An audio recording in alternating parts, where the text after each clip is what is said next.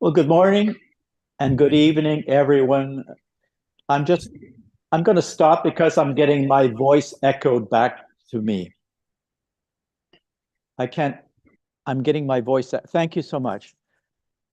Good morning, good evening, everyone, and welcome to our fifth annual Global Youth Challenge. Yesterday, we had the Global Youth Challenge for the senior category. It was very long. It was exciting. We were astounded at the quality of the presentations, and we awarded uh, 10 prizes, 16 prizes. We had one first place winner. So my name is Phil Desjardins, and I'm going to be your Master of Ceremonies for today's event. I'm here with some other staff members putting together the challenge at the Arundel Academy. We also expect that there's going to be a lot of others joining, friends maybe of the finalists and family members, and perhaps students from the Arundel Academy and our sister school of the Toronto Central Academy. So if you're listening, thank you very much for joining us. And you'll have an opportunity if to vote for uh, your favorite presentation today. We have 5 judges, and I'll introduce them in just a few minutes. So this is the junior division, and so that's for students 13 to 15 years of age. This year we had approximately 200 entries. So those of you who appear now as our finalists, congratulations. Um, this year's topic, of course, is artificial intelligence and the future of our world. But that follows 4 previous topics. In 2020, the topic was COVID-19. Thank goodness that's behind us, we hope. 2021, the topic was world peace, then artificial intelligence and the future of mankind. So we're returning to artificial intelligence this year. Last year, our topic was climate change and the future of humanity. The whole world seems to be obsessed and talking about artificial intelligence, or AI for short. Computers and computer programming are a part of everyday life. Every one of us uses it, no matter where you live. So it's an international phenomenon. And so it's appropriate that we're linked today by computer technology online to learn and hear from a youth from around the world about their opinions on the future of our world as it being informed by artificial intelligence. I read the newspaper every day. I go online every day. And so AI is in the news every single day. And many of us who teach use AI. I certainly do. But as teachers, we also know that our students use AI, sometimes to their advantage, sometimes to their disadvantage, because AI applications like ChatGPT, generative AI, we call that, ChatGPT, and Google Gemini, which is now coming on stream, are maybe being used in ways they shouldn't be. And I'm talking about plagiarism. So we must be very careful that AI can be a great help to us, but AI also contains perils. And I'm certain that some of our finalists may raise some of these questions today. Well, I hope they will. And I want to introduce our panel of judges. First, I have Ben Yang. Ben Yang is the Director of Global Engagement at Wilfrid Laurier University. Welcome, Ben. Our next judge is Alicia Kumfo, who is Manager of International Recruitment and External Operations at Brock University. Welcome, Alicia. Next judge is Vice Principal of Avondale Public School, Maria Karolaitis. And our next judge is Grace Liu, a past winner. She presents herself as an author, a youth researcher, and an advocate. And finally, Judge George Vandeker, who was also a judge yesterday in the senior division. George is principal of the Arundel Academy. So thank you very much, judges, for offering to help us today and pick the winners of our junior competition. I'm going to ask George to say a few words before we begin. Well, good morning and I guess good day and good what's the purpose of the global youth competition? And I think one of the reasons is that all of us, especially you, are living in a world that is changing fast. In fact,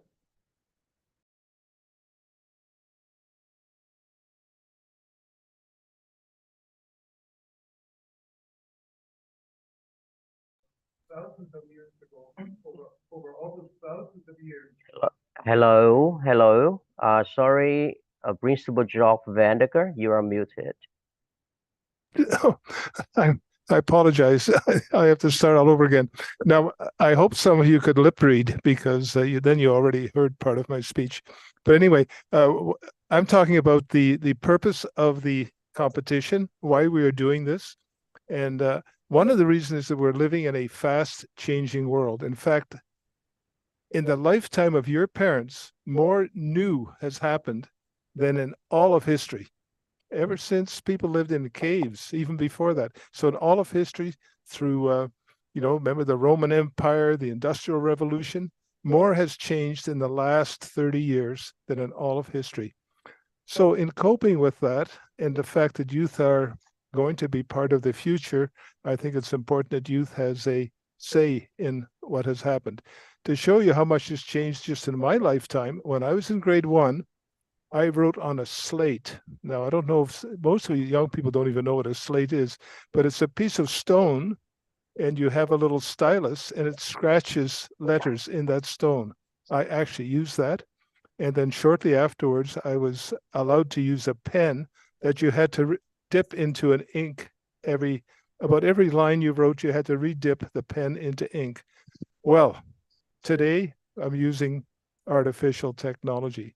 So we can expect many, many more changes in our lifetime. So this forum gives you a chance to give some opinions, to give us, in fact, allow us to learn more about the effect of artificial intelligence on the future of humanity, on the future of our planet. So I'd like to wish everybody good luck. Thank you very much, George. I also dipped a pen into that little inkwell. Came home with my fingers all black from the ink often. I'm also getting an echo when I speak. If I can turn off the echo. Maybe. Thank you very I'll proceed. Thank you so much. Before we move on, I want to ask someone who's very important to the Global Youth Challenge, someone who's committed so much of their time and their passion and commitment to make this a great success. Mr. Paul Pugh is president of the Global Youth Challenge, and I'd like to ask him to say a few words. Hello, everyone. Welcome you be here. I'm very happy here to see so many youth faces here. And Marvin Minsky once said, if we understand things one way, we don't understand things at all. So for AI, how AI impact the world, we need a view from different generations and different culture, different background. So today we have George, 82 years old. We have George, 15 years old. So across different generations, we have George from different culture background, different education background. So thank you all, George, for your valuable time. Come to here, listen, use voices, give you comments, your suggestions. Thank all youth for your participate, for your think about future of a world. The world not peaceful, so many conflicts, political conflicts, and a technology challenge. So this is the world you live in. So how to make world more peaceful is based on us, new generation. Thank you all of you. Thanks for our sponsors, specifically there and the Academy. For years, you put your commitment in education, make this event possible. Thank you, all of you. Thank you. Thank you very much, Paul. You mentioned the Arundel Academy. But we have a number of other sponsors as well that I want to list, and that would be the sponsorship that we received this year from the University of Waterloo, from Brock University, from Wilfrid Laurier University, from the Avondale Public School. Thank you again. We have the vice principal here with us today. The Arundel Academy is also a sponsor, of course. And the Toronto Central Academy, which is our sister school, in which I do most of my teaching. So thank you to all our sponsors.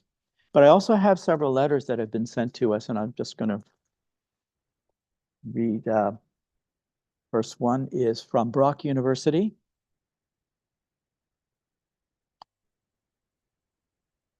I won't read out the letter, but I'll just acknowledge that the letter comes from one of our last year's judges, Dr. Lisette Vesser, who is, there we go. Dr. Lisette Vesser sent us this letter. She is the chair of the UNESCO Community Sustainability from Local to Global. She's a full professor at Brock University. Thank you so much for your support. We also received a letter of support from Professor Wang Rongha, UNESCO Chair on AI in Education. He's also co-dean of the Smart Learning Institute at Beijing Normal University. Appreciate their support. And finally, we have a letter from Binghamton University. It's from Professor Mark Zhang of the Computer Science Department, Watson College of Engineering and Applied Science, Binghamton University, which is a state university of New York. So thank you so much for those letters. Just want to say a few things. We are being live streamed on YouTube and Bilibili. Yesterday we had very close, I think, to about 900 people watching the broadcast online. And so it was very exciting to know that there are so many taking an interest beyond those who are participating directly.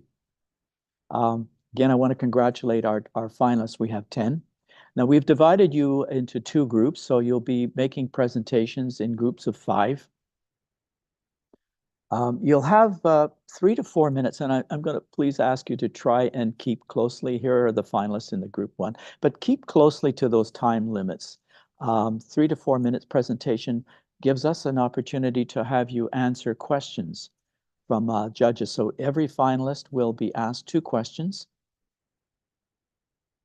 You'll have approximately 2 minutes to answer those questions. There's the first group that will go forward. The judging will be based, of course, on the essays or the artwork that you submitted. But I just want to say that today you'll also be judged on your presentation. And we're, again, looking for 6 factors. Brian, originality, how well are your ideas expressed? How original are they? Again, want to be careful that you're not plagiarizing. How clearly are you communicating and captivating us with your presentation? How accurate are your facts? How dependable are the sources? Wikipedia, not dependable, quite often I find. ChatGPT can be dependable, but not always up to date in its information. Is there something that stands out in terms of your presentation?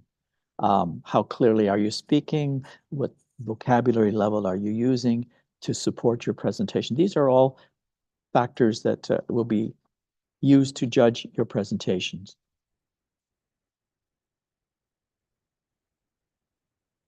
And finally, I want to say that everybody everybody who's observing and watching, friends, family, other students who have taken their Saturday or evening or morning to watch this, have an opportunity to vote for the most popular finalists. So there is we have a team that will be tracking your votes for the finalists as we go through today's presentations. And so we begin with our first group. Yeah, there's an example of the scorecard. So our finalists in the first group, I'll just introduce them. So we'll have 5. We'll begin with Aspen, Lillian Law. Aspen will have 2 questions. Can we show our finalists just before we begin? And I'll just name them. There we go. So Aspen, Lillian Law, Brian Goh, Emily Hugh, Fatima Bakhtiari, and Gabriela Vedante Aguirre. Those are our first 5. And so we'll begin with a presentation by Aspen, Lillian Law.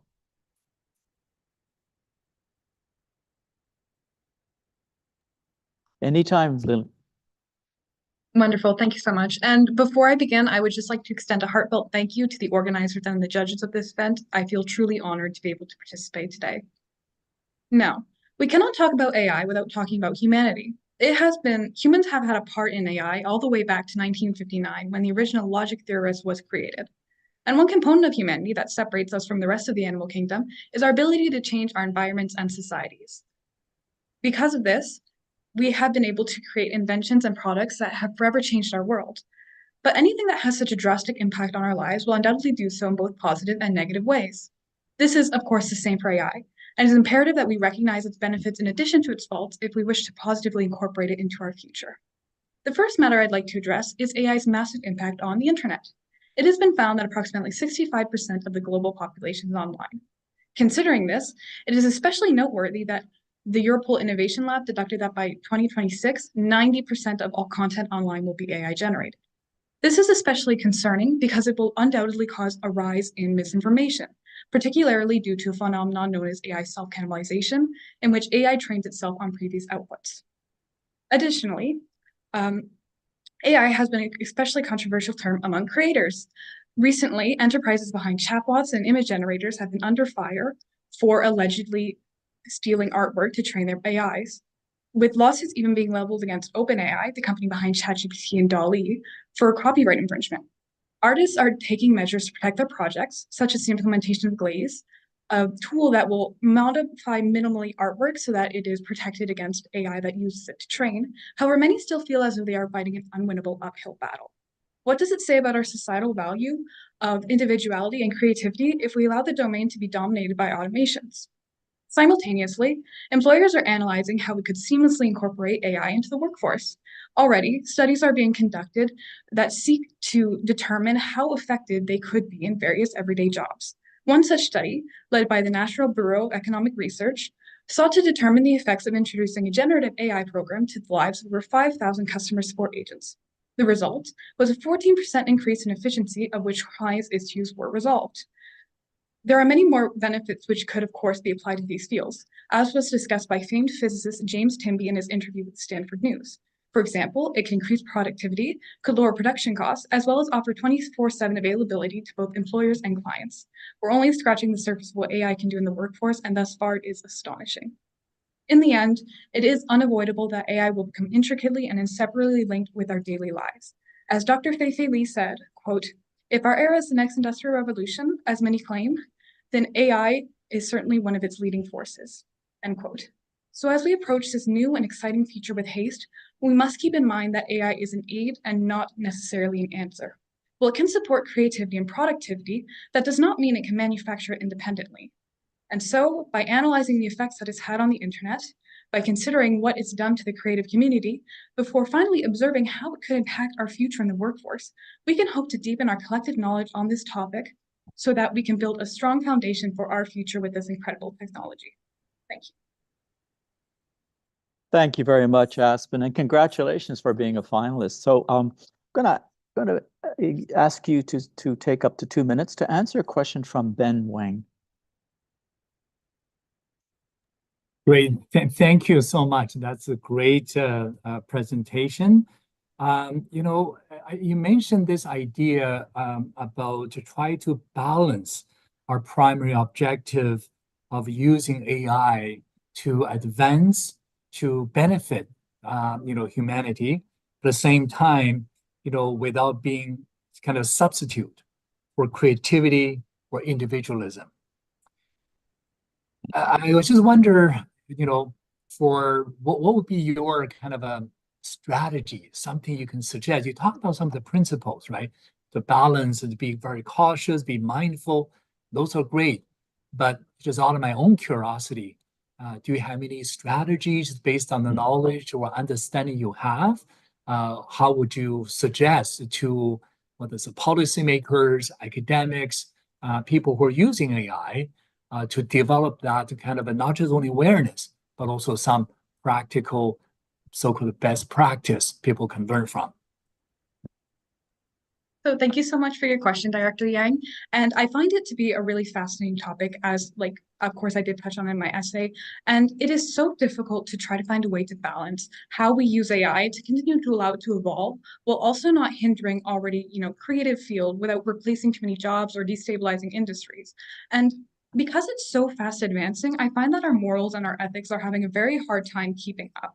So I feel that the best thing we can do, the best strategy we can employ at the moment, while everything is changing so rapidly, is focus on informing our society collectively so we can begin to develop the proper ethics of which to address these issues.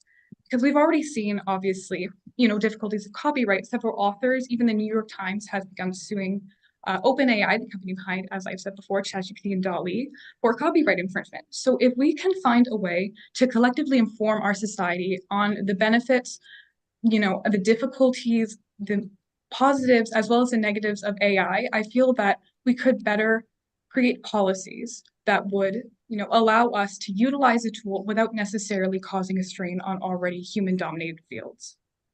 No, that's great. I'm just wondering, have you observed? Of course, it's a very difficult, it's an ongoing process in terms of developing comprehensive policy, ethics, and the practice. But have you noticed currently there's something worthwhile, say in one aspect? You think, I noticed this. I heard about that. I read about that.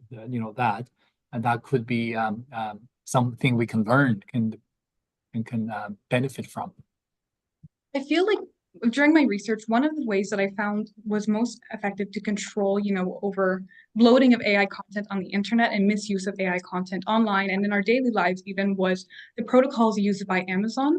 Because of course, when ChatGPT, especially the second and third modules were released, I believe we're on the 4th edition of it, people began just creating books, either comic strips with the image generators or just full novels with the generative AI programs, and uploading them to sell, which of course is unethical because they may be pulling from, plagiarized, copyrighted sources. So what they did was, you cannot ban this, you cannot make it illegal. So was put a limit of 3 books that one person could publish a day.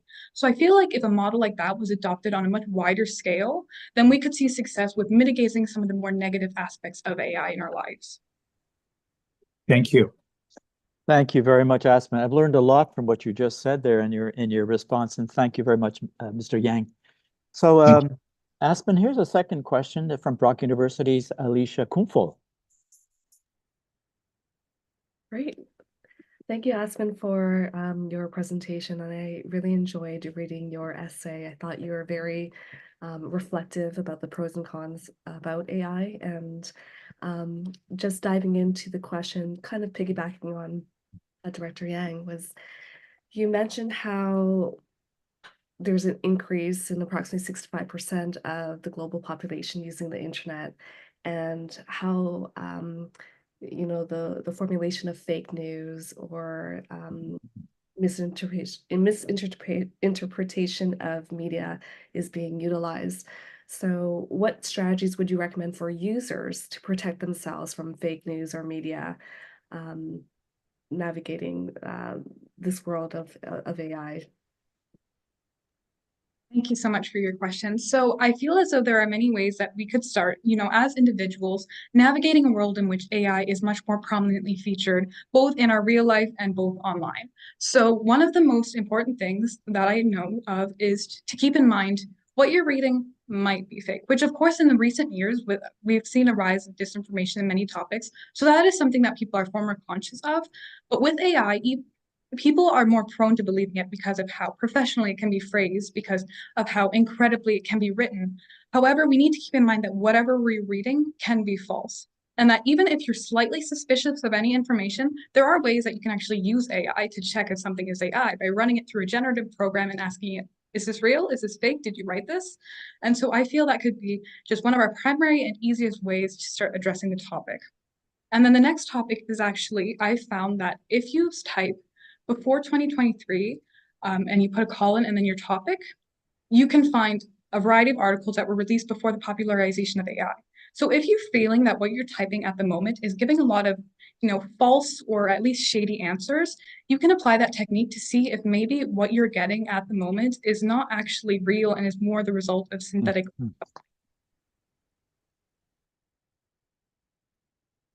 Wonderful. Thank you so much. Thank you. Thank you very much. And if every student listening, there's a lot of wisdom in what Aspen just said. All right, our next finalist, number 2, is Brian Goh. And Brian, so you'll have 2 to 4 minutes to make your presentation, and then you'll be receiving questions from Maria Karolitis and Grace Liu, who's also one of our judges. Yes, thank you. And just confirming that my mic is working for everybody. You're fine. Okay, thank you. Although I can see the infinite possibilities of AI technology, I shudder to think of the ramifications. Our predecessors forewarned us. Samuel Butler in Darwin of the Machines foresaw us, creating our own successors, becoming enslaved by machines, holding supremacy over the world. We shall find ourselves the inferior race, he said, imploring us to destroy the machinery and go back to the primeval condition of the human race. That bucolic vision of the world has since faded.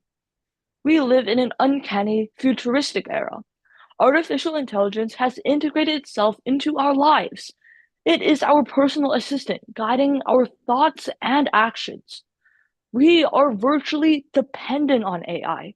It seems as we can no longer function without it. As we tap into the surging power of AI technologies, revolutionizing lives, we must proceed with extreme caution, ward off potential risks and ethical dilemmas stemming from AI's evolution. Elon Musk's corporation, Neuralink, is a leader in AI technology. Neuralink developed a brain chip to help people suffering from extreme motor disabilities, such as ALS, a fatal and often paralyzing neurodegenerative disease. Musk's surgical robots fully eliminate the risk of human error, as coin-sized discs are implanted into the human skull, wirelessly connecting to any electronic device. Samuel Butler has foreseen the future, predicting how AI technology will enable people to transcend human potential and possibly surpass moral limits. Now, we must consider not only the benefits of AI technology, but the potential pitfalls of blindly following course. Between 2018 and 2022, Elon Musk has tried to shelter the public from the dark, scandalous truth, as Neuralink experimented on and killed more than 1,500 animals. Despite seemingly altruistic motives, concerns for safety and ethics ensued, as the corporation shrouded its progress in a cloud of mystery. When we peer behind the dark shadows of AI technology, an ominous presence lurks. Just like Frankenstein, the monster threatens to overtake us. Our dependency on AI is already starting to impact our lives and livelihood. Perhaps one day AI will render humans obsolete. Does AI pose an existential threat to humanity as so many pretend? It is the proverbial double-edged sword that we must wield with caution. The link between man and machine is too great that it should never be cut, as there is infinite potential that can come from good from AI technology, as long as we safeguard against the potential risks and effects of it. Thank you. Thank you very much, Brian. I, for one, appreciate the energy and passion that you just brought. You have a future as a public speaker, maybe as a politician. So I have a question that will be coming to you from Vice Principal Maria Karolaitis. Brian, you did such a fantastic job with your animated voice and pacing. So well done to you on that part. I have a follow-up question for you, and it's quite suitable because about 4 years ago, I lost my father to a form of ALS, and he was wheelchair bound for about the last a good 9 years of his life. So I think it's very suitable that we were matched up for this question.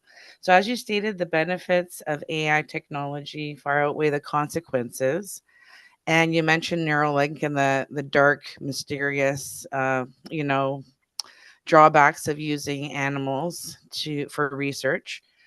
What do you see in the future, other forms of medical advancements that AI can help out with in your future? What do you project may happen now that we can help people with ALS and their motor skills? What do you further see happening in your lifetime with medical advancements and AI? Of course, thank you for that lovely question. And just to first say sorry for your loss, but I think that it's very important that as we move towards like an innovating medical sector, especially in these years where AI is starting to adapt. For example, when I bring up Neuralink, I talk about how like it uses surgical robots, and I think that this can actually be implemented in like the general medical sector instead of just being limited to, for example, Neuralink for now. And there's actually also medical robots which do surgeries right now in our world. Like they're being applied to some medical sectors. One, I believe, is with like hip or knee replacements. I believe that a robot can do that. And just that in like forward, when there are going to be more and more of these kind of medical machines that can help assist humans, I think we can like transfer these kind of robots to just not only be aiming at these kind of small private sectors, but also just like be implemented in the public sector. And I think this is something that is very likely to happen, especially in our generation, as just AI and medicine are touching fields and really just trying to branch out AI to as many sectors as possible. But then we also have to think about employment, because thinking about it, there has to be these people that can still work, right? Because in our world, we can't have this kind of imbalance between man and machine where machine just completely takes over. That would just leave so many hardworking doctors that studied so many years for their jobs out of business. And that is what we have to balance, because I believe that still for now, man is still going to be more experienced than machine. For example, most of these AI machines, they still need some form of human to operate, or they need that kind of design to help even make these machines. And I feel like that is the most important part, having the balance between man and the machine, especially in these sectors of medicine and engineering, for example. Yeah, if that answers your question. Thank you, Okay. Brian. Thank you very much for those questions, and thank you, Brian, for your answer. I think highlighting AI's impact on medicine is really special. I think the fact is that COVID vaccine came about so quickly, in part due to AI's impact, and that's just one example of many impacts AI is having in medicine. All right. Next question is coming from a former participant, Grace Liu. Welcome back, and thank you for coming back and being a judge this time. Thank you. I'm really honored to be here. And Brian, I am incredibly impressed by your presentation, whether it was your energy, like Mr. Desjardins mentioned, and your passion for this topic, and how well-spoken you are, how much depth and clarity you give in your presentation. Overall, incredible job. And my question for you, since I'm a youth researcher myself, and of course I'm interested in this topic, that's why I'm here. So you mentioned that AI is a double-edged sword that we must wield with caution.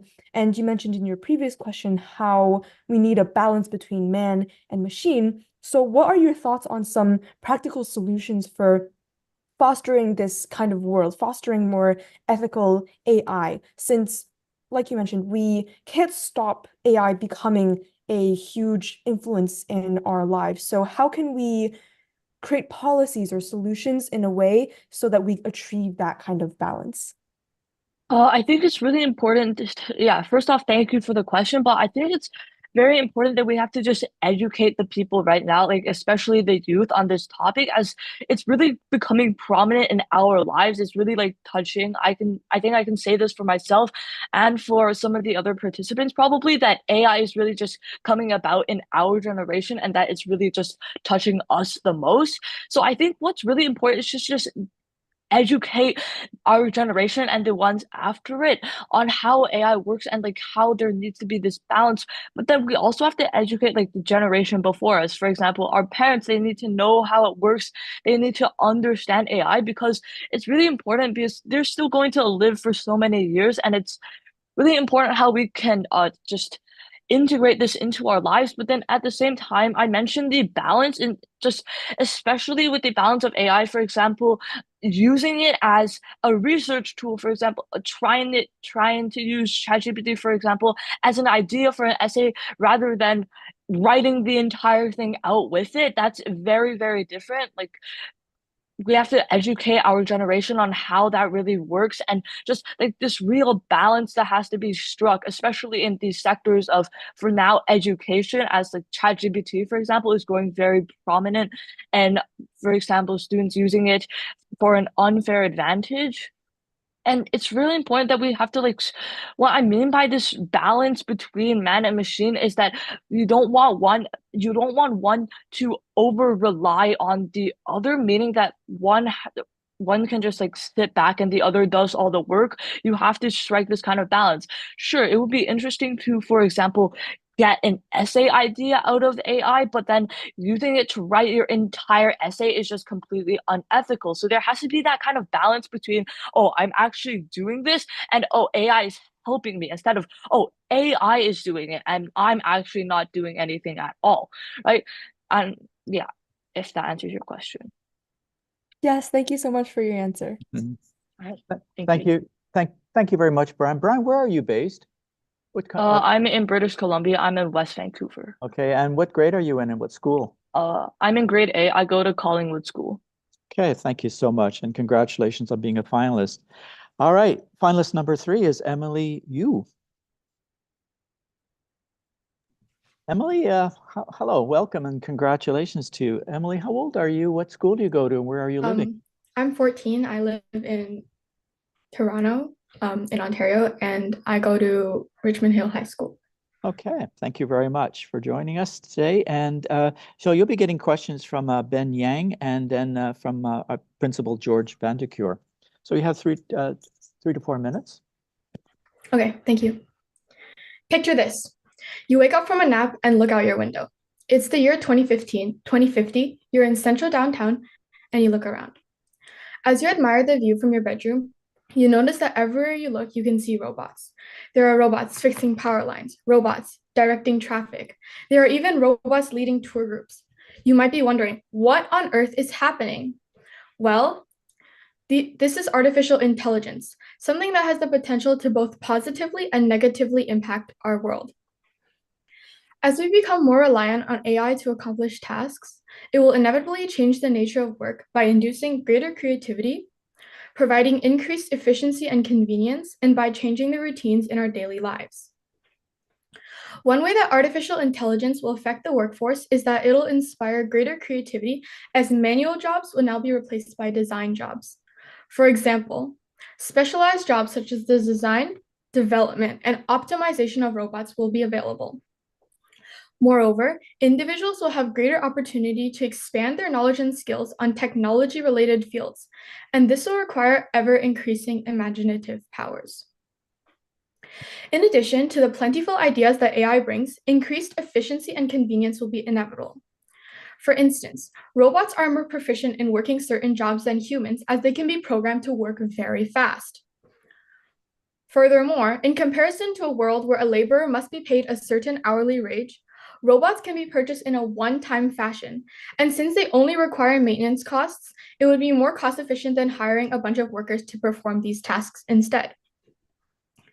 In addition to the effectiveness gained from using artificial intelligence, How we go about our daily routines will be changed as we will now perform tasks differently with the use of artificial intelligence.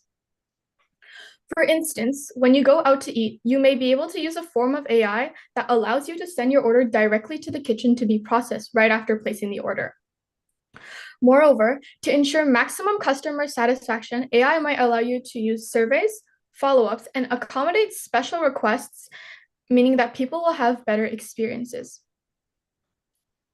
Artificial intelligence will change our future as it inevitably allows us to experience things we couldn't experience before. Furthermore, the creative jobs present, increased efficiency and convenience, and the new day-to-day routines will be observed in the workplace. As we become more accustomed to the use of technology in our lives, we will be able to achieve great things. Thank you. Thank you very much, Emily. Director from Wilfrid University, Ben Yang, do you have a question? Thank you. Thank you, Emily. Thank you for that great presentation. Yeah, AI and jobs and AI and the future job is people are very preoccupied with that issue. A lot of people on the one hand are very inspired and excited about the future. On the other hand, they're also very scared. So when's my job be replaced? I read someone said, in the near future, that the world will divide into 80% and 20%. 20% of jobs that will be AI related, and 80% of people don't need to work anymore, right? So my question to you is two. One, do you agree or disagree with that 80-20 split? 80% people who don't have job and 20% will create enough product and services satisfy all. Agree or disagree? Second, if you agree with that kind of a majority, the 80-20 split, what do you think 80% of people are going to do in the AI age? Because AI will, as you described, it wake up in the morning, pretty much everything can be done by AI, right? So yeah, I would probably, so that's my question for you. Yes, thank you for the question. I personally believe that AI won't be replacing this many jobs. Sorry, because as I mentioned before, with the new technology to replace all these manual jobs, people will now shift their focus, their labor into jobs that AI can't do, such as the design jobs that are required to make these AI and robots. So like I mentioned before, the design and the development and even like the manufacturing, sometimes there are things that robots can't do because they don't have a mind like we do as humans. And so those jobs will now be allocated to the humans to help enhance AI and integrate it into our society better. All right. So I think you think AI on one hand replace all manual jobs and at the same time will create a lot of new jobs. Yes. Do you think that can kind of balance out or even out between the job replaced and job created?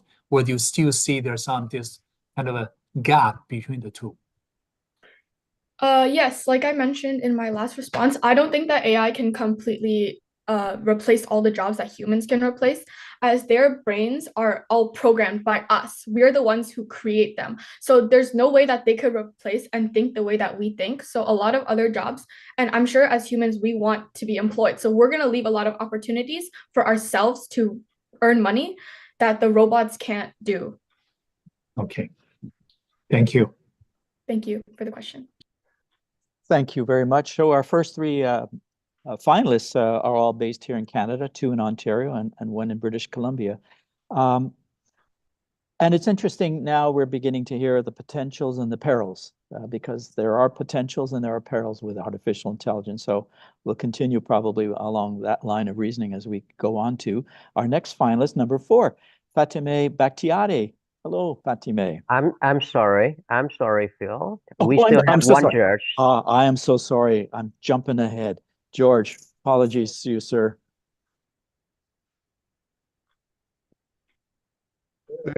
I unmuted. Imagine that. I feel so left out, Phil. Terrible. So, I enjoyed your presentation, and because my question is going to be similar to the previous question, I think I'll change it a little bit. I like the idea about the restaurant, AI in a restaurant, and it can can customize things for us. For example, if you walk into a restaurant, it already knows your preferences, and assists the cook to like she likes salmon not well done. Most restaurants they overcook, right? But we like it kind of so. The restaurant we go to knows that. Knew that they wouldn't even have to know that. Can you suggest another area where AI is able to customize services or customize our environment so we don't have to think about it ourselves? Oh, yes. I think that AI can help with actually like parks. So if you want to go to a park and you want to go on a trail, like there's so many people in these trails, and like AI can recommend to you what trail you can go on. Because like usually there's like depending on your preferences, let's say you want a more steeper trail or you want a less steep trail, the AI can help you with determining which trail you can go on based off of other people's experiences. And then if you've been to that park so many times, and like let's say you as soon as you walk in you like log on you input all your things, the AI will know that you've already done that, so then they'll recommend a trail that you go on, or maybe if you want to try something new they'll recommend a more difficult trail for you to try. Yeah, that's great. But even where all the birds are located or something like that. Yes. Thanks, that was great. Thank you. Thank you very much. Thank you, George. All right, Fatima, I'm sorry I gave you the false start there. Now you can begin. Welcome. Hello, everyone. My name is Fatima, and I'm a student from Ottawa, Ontario. Before I begin my presentation, I would like to give a big thank you to everyone who has worked hard to make this year's competition possible and to everyone who has helped me throughout this process. I joined this year's Global Youth Challenge as my third because it is a great opportunity for me to see other people's perspective and to also express my opinion about it through something I enjoy, which is art. When you think about AI, do you see AI beneficial or rather pointless and harmful? Ipsos, a global market search, conducted a study of what individuals thought about AI. The outcome of the survey was that most participants believe that there are more advantages than disadvantages. I created an art piece that represents my opinion on AI and the effects it has on the world. On one side, it is green, representing the pros, while on the other side, it is red, representing the cons. The green side is larger because it reflects the common belief that there are more pros. The pros of AI outweigh the cons. In the middle, there's a lady with robotic parts on her face representing the effects of AI on humans. Her head, along with the pros and cons, form an image of Earth, representing the effects of AI on the world. On the positive side, there's a hospital and medicine representing advancement in the medical field, as well as mechanical gears symbolizing mechanical advancement and technological progress. Additionally, a person with a light bulb representing the improvement of human decision-making, and a chart representing the improvement of efficient data analysis. In addition, the benefits of AI include decreased inflations, reduced human error, improved workflow, efficient time saving, and new inventions, and the automation of repetitive tasks. However, there are also downsides, such as companies laying off employees around 50% in some cases due to the implementation of AI, resulting in job losses for humans being replaced by AI. Next, there's a phone whose privacy has been breached, and another phone where two people are talking instead of real life, symbolizing the potential decrease in face-to-face socialization. Finally, there are two people laying on the couch, symbolizing human laziness, a robot stealing a human's identity, an artwork lacking creativity, indicating a decrease in creativity. Last but not least, ethical issues also arise from AI. In my perception, the cons are overlooked by the pros, since not everything is perfect and will not be. There are always downsides to everything, and even if AI isn't perfect, we should strive to utilize the good aspects of it in order to move on and advance as a society. Ultimately, between the benefits and drawbacks of AI, there is more value and gain coming out of AI than weak points.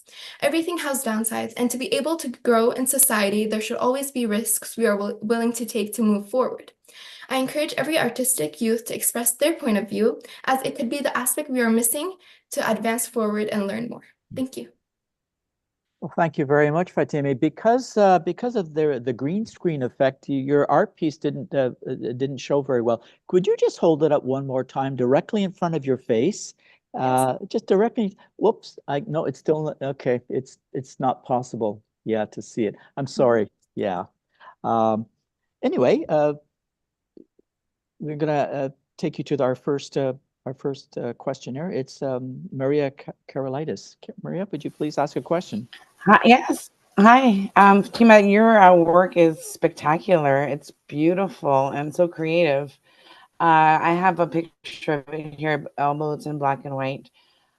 In regards to the very intentional parts of your creative work, what was, when you were creating your vision for this, how are you streamlining your thoughts to divide the pros and the cons in your mind? Because some people might find maybe one of your cons would maybe be a pro in their lives and vice versa. So in your vision, in your creative vision, in your intentionality of this photo, what were you thinking in terms of dividing up your pros and cons? Thank you for your question. I was thinking about, for the pros, I was thinking about what benefits the society and helps us improve as people and learn more.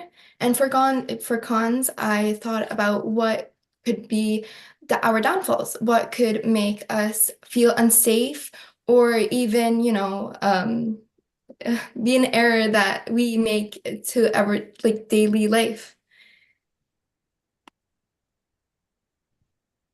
Thank you. Thank you. Thank you for your answer. Thank you for the question. Grace Louis, you have a question for Fatime. Yes, first of all, I was very impressed by your work. And since I'm an artist myself, I love drawing, I love painting, so I could really appreciate the amount of time you put into making the details and carving out the little pieces and rendering the overall drawing. So thank you for contributing this artwork. It's very beautiful. And my question is, why do you portray both sides of the human face, the person in the middle, as worried and sad, whereas you try to convey the dual nature of AI, and you really emphasize the pros that AI have, that we need to take risks and essentially try to embrace the benefits. So I'm wondering why you chose artistically to portray the person still as worried and a little bit sad. Thank you for your question. If you could repeat it one more time, I would be very much, thank you. Of course. Essentially, since I'm sure when you were drawing this, you had to think out what you wanted to lay out and how you wanted to design it to convey your message. So why did you choose to make the person's face in the middle, her expression, as a worried and a little bit concerned expression, a expression that doesn't necessarily look excited for the future? Thank you. Well, because we don't know what's going to happen in the future. We are seeing little aspects of it here and then, but we don't know what the future has for us in case of AI. It could be good things and it could be bad things. So it really, it depends on the future. And having her expression as worried is trying to convey that, I'm like it's worrying about the future. We don't know what's going to happen, but these are the pros and these are the cons, and we are going to try to make it more if better to have pros and cons. Thank you so much. I understand. Okay, thank you very much. So we're going to now hear from our finalists in the first section. It's Gabriela Vidante Aguirre, I believe, who's living in Colombia. Is that correct, Gabriela? Yes, that's correct. And how old are you? What grade are you in? I am 15 years old and I'm in ninth grade. Ninth grade. Okay, terrific. So you'll be receiving two questions, one from Alicia Kumfol and then from George Vanderkeer. I won't forget you this time, George, I promise. So Gabrielle, anytime you're ready. Okay, thank you. Well, hello to the judges and all the finalists. Can you hear me well, right? Yes, fine. Okay, thank you. The topic, well, to begin with, I would like to introduce myself. As I said before, I'm 15 years old, I'm from Colombia, and my name is Gabriela Vidarte Aguirre. The topic I presented to the Global Youth Challenge and that I will be talking about today is how AI is affecting arts and artists. I decided to make a painting where I tried to show the way art made by AI is being more impactful and more attractive for normal people. So that is affecting artists. As well as I think that art is a really, really good tool and is it has lots of advantages. I also consider that this is affecting real artists in their laboral and economic way. But what is truly art? Is it the perfection of a technique or is it knowledge about a style? Well, AI can recreate beautiful artworks with a perfect style and all the descriptions you give to it. But it would never create an artwork by itself. Why? Doesn't it make everything perfect and attractive? Well, technically, yes. But that's not what art is about. Art is about express what you feel and what you think. It's about share with people your thoughts and your emotions through colors, draws, musical creations, poems, and it's about the connection between the artist and the public. It's that connection when they share their emotions and their ideas. So this is something like in the human essence. So this is something a machine or a robot, the AI would never have. So this is why I think that AI would never replace a artist because they don't feel the same as we do. And well, to finish with my presentation to close, I would like to ask if I can read a quote that I like and that I think it fits with my point. So, can I? Yes, of course. Okay. It says like this. Sometimes art is understood as technique. However, while technique is reached through perseverance and by an act of will, art is reached by approaching internal perfection. The perfection of the soul that has no matters to measure it, no rational method to explain it, because it is beyond matter and reasons. This was said once by Leonardo da Vinci. Thank you. Thank you so much, Leonardo, as well. It's nice. It's so nice to see two pieces of artwork presented.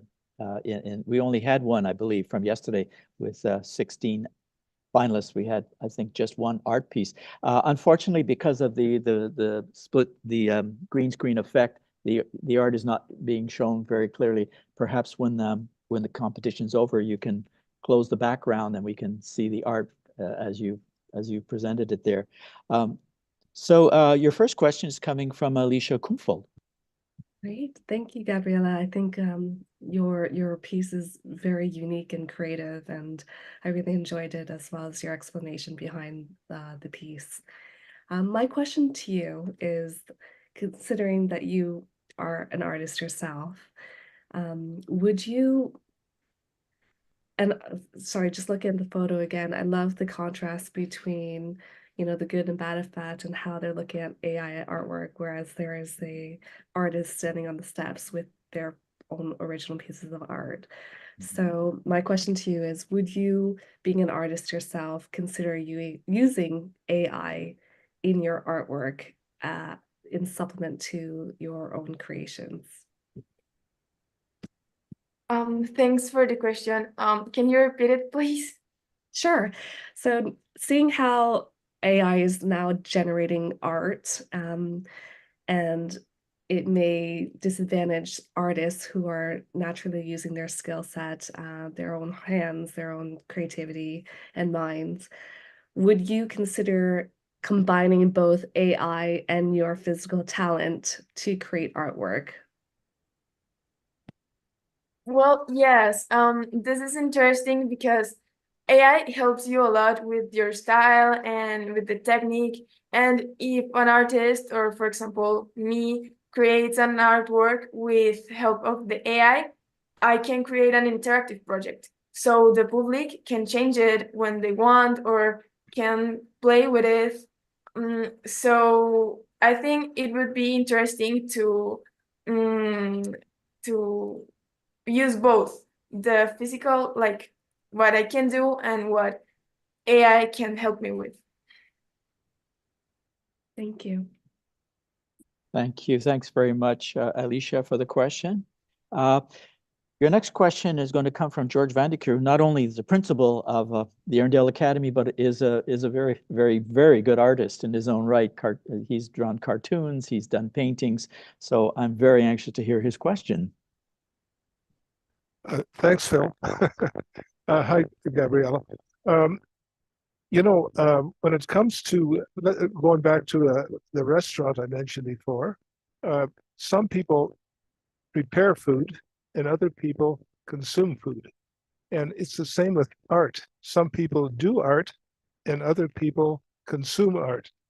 And with respect to AI, can you see that as being two very different things that could make a difference to whether AI is relevant in the world of art? I know it's a little bit of a hard question. Can you repeat it, please? Yes. The difference between people consuming art, looking at art, and doing art. What would be your thoughts about that in the world where AI can produce art? Well, as it said, I think that art is about the connection and when the artists share their emotions and their ideas with the public. So that's like when they share the same feeling. And when the artists create an artwork is because they feel it and they want to share it with the world. So it's about the feelings. And when someone watches an artwork, it's because they're trying to identify the feelings, and when they are trying to understand the context, or when they just feel that they identify with it.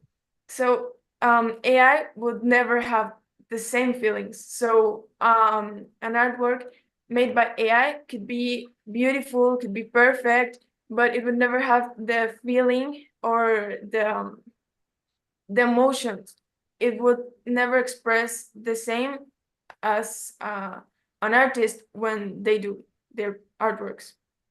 Yeah, and of course, it would be no fun for the artist to just pick out something off of the screen that was produced by AI, right?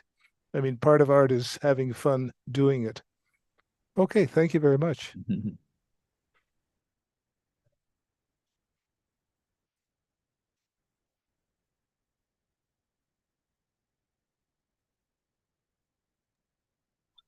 So we've heard from our first 5 finalists. We have 5 remaining, but only 3 who will be presenting in live because we have 2 who aren't available to come online today.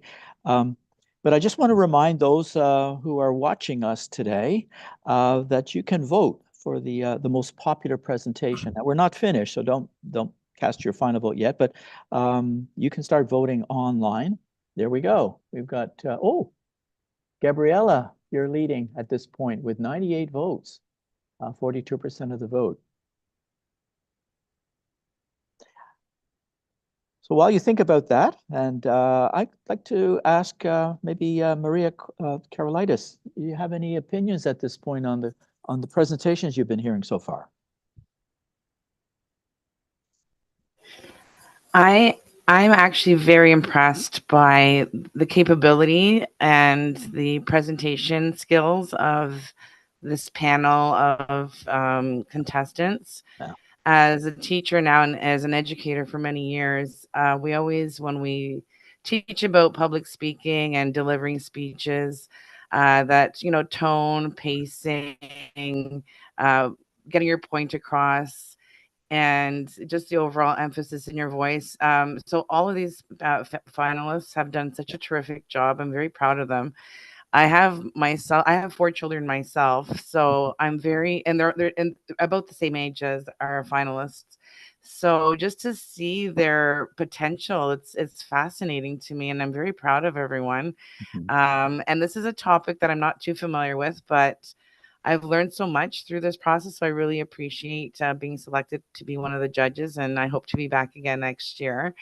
When we had talked about the inkwells, we have some not currently in our current building, because Avondale is a pretty brand new school, but in my former schools, we still have desks that have the hole where the inkwell used to be, and little children find it fascinating, and they put their hands in there. They actually put their whole fist into the inkwell, and they get it stuck. So I've heard of the inkwells, and we still have desks that have inkwells. I've never seen a slate in my time, but like you had mentioned, in the past 30 years, how much technology has advanced our lives and how we teach and how we live and how we go to work and how we do our research. So this next generation of students, you're going to see a whole lot of changes in your own lifetime.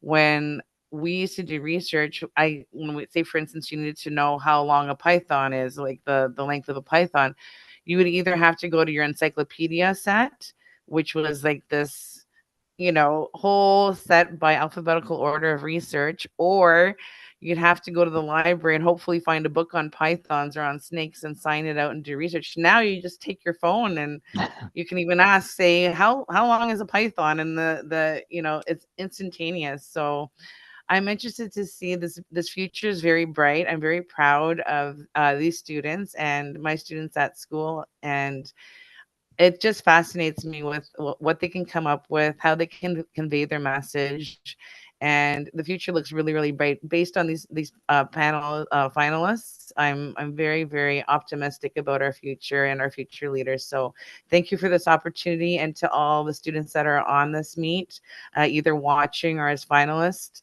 continue to do what you're doing. You're going to be shaping our future. You're going to be taking care of us as we're older, maybe finding advancements with AI for other diseases, cancer, like I said, ALS, anything else that has been impeding us and been a struggle for us. The future is bright with you, because you've had such wonderful ideas so far within this competition and beyond. So congratulations to everyone.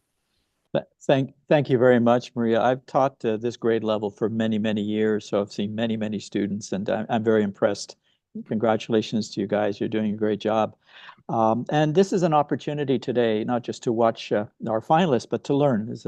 This is a class, a course in artificial intelligence. So take advantage of this opportunity to learn from. Philip, can I make a quick comment? I'm going to come to you right now, Ben, as a matter of fact. Yeah, please.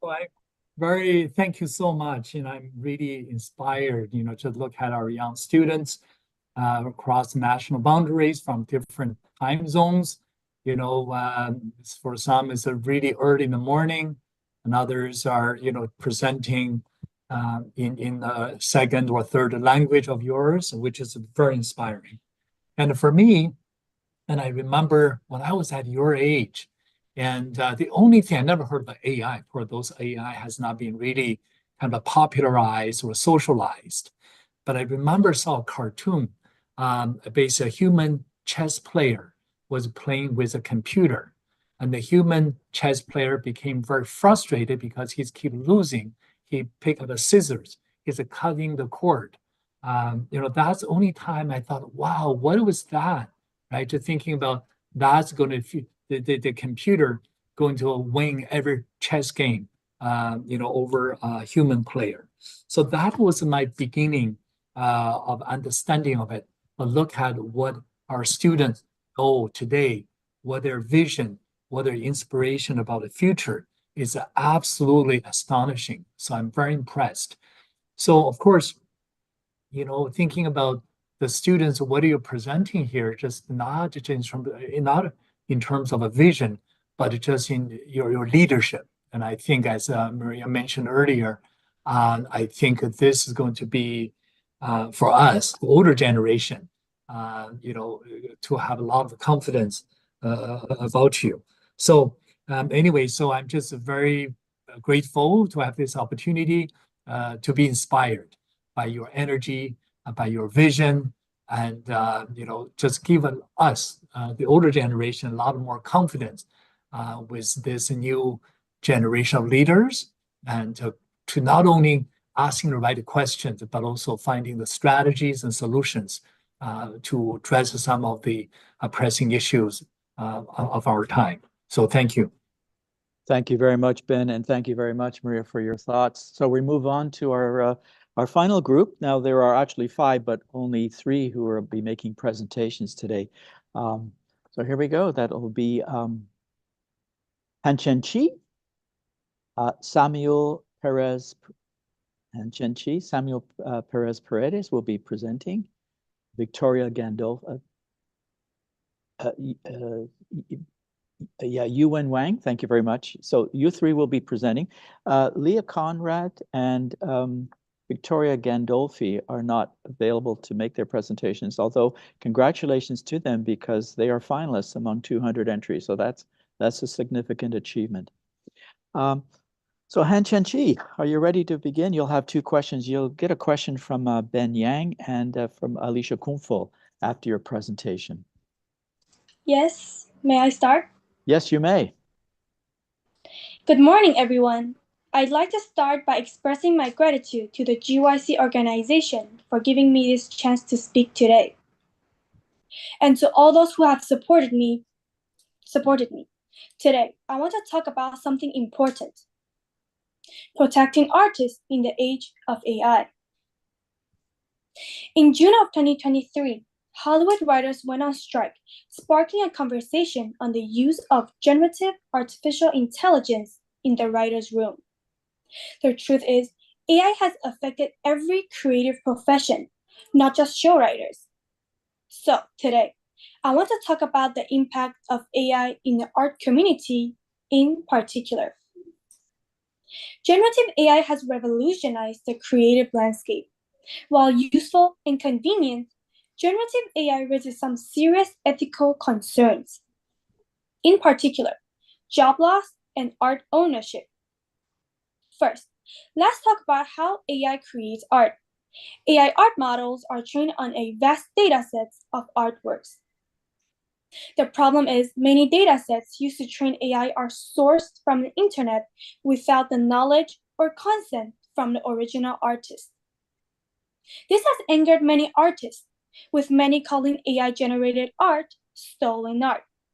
Moreover, users can request AI to generate images in the style of certain artists, allowing people to quite literally steal an artist's artwork. While companies are profiting off users using their art generators, artists whose artwork were used to train AI receive no credit nor compensation.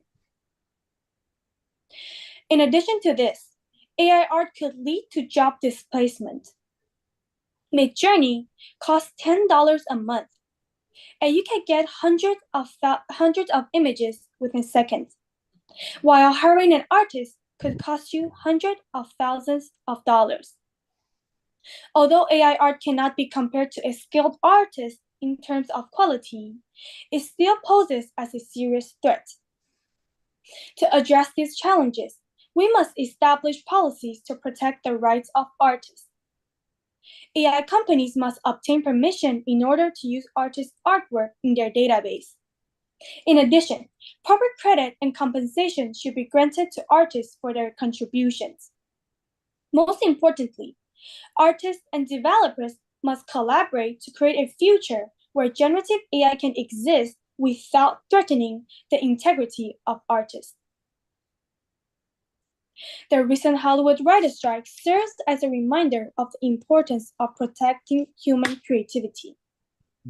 The strike ended with an agreement that ensuring human writers remain an integral part of the creative process. Similar protection must be extended to all creative fields. As we navigate the evolving landscape of AI art, Let us envision a future where it enhances creativity while preserving the essence of human expression. Thank you. Thank you very much, Han. Han, where are you based? What country? I'm based in Taichung, Taiwan. Okay, and how old are you? What grade are you in? I'm 15 years old and I'm in grade 10. Okay, thank you very much. It's coincidental that our last two speakers addressed art, and I want to thank you for mentioning the movies, the motion picture, the writer's strike in Hollywood. It broadens that topic very much. So you're going to get a question right now from Ben Yang. Thank you, Han Chen, for that great presentation. Thank you.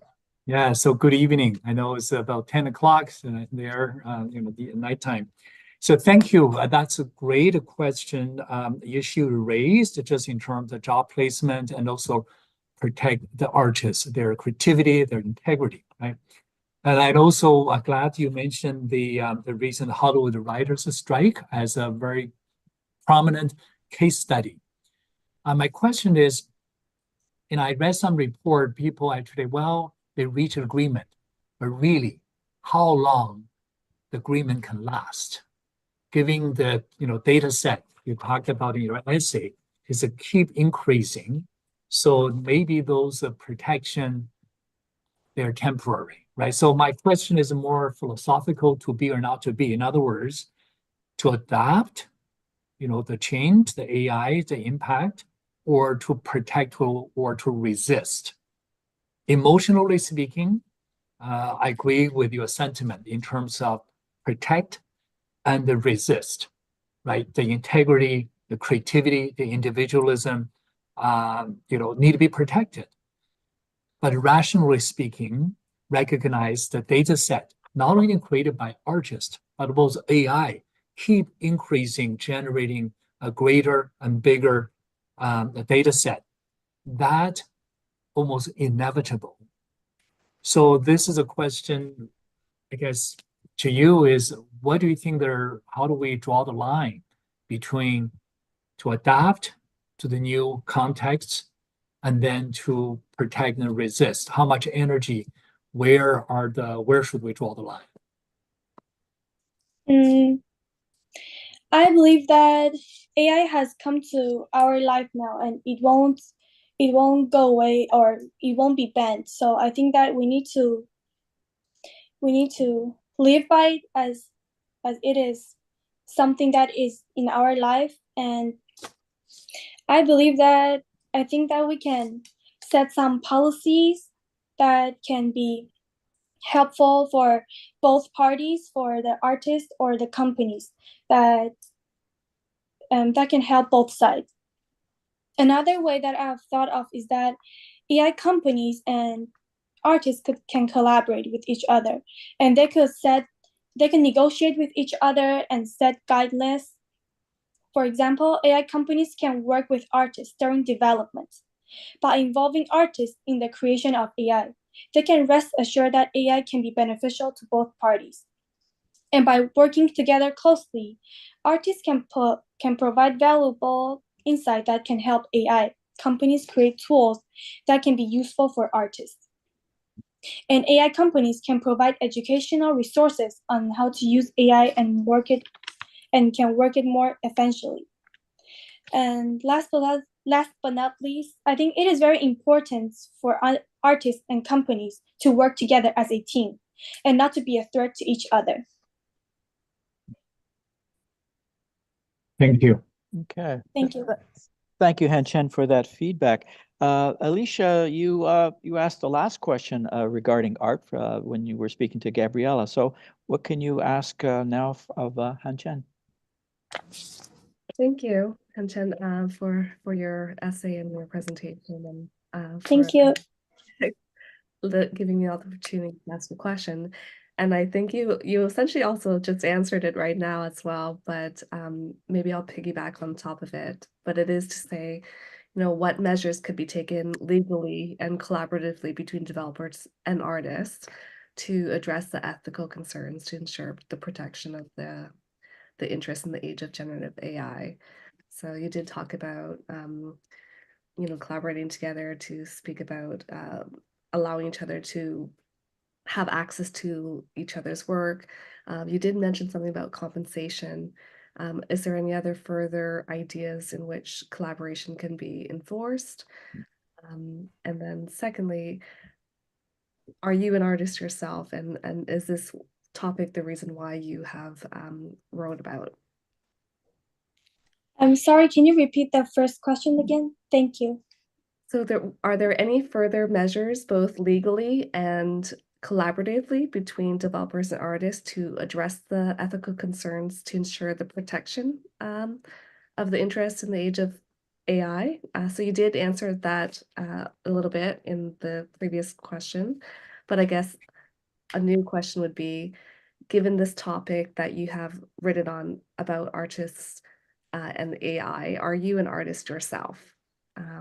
And how does that affect you if you are? Okay, thank you.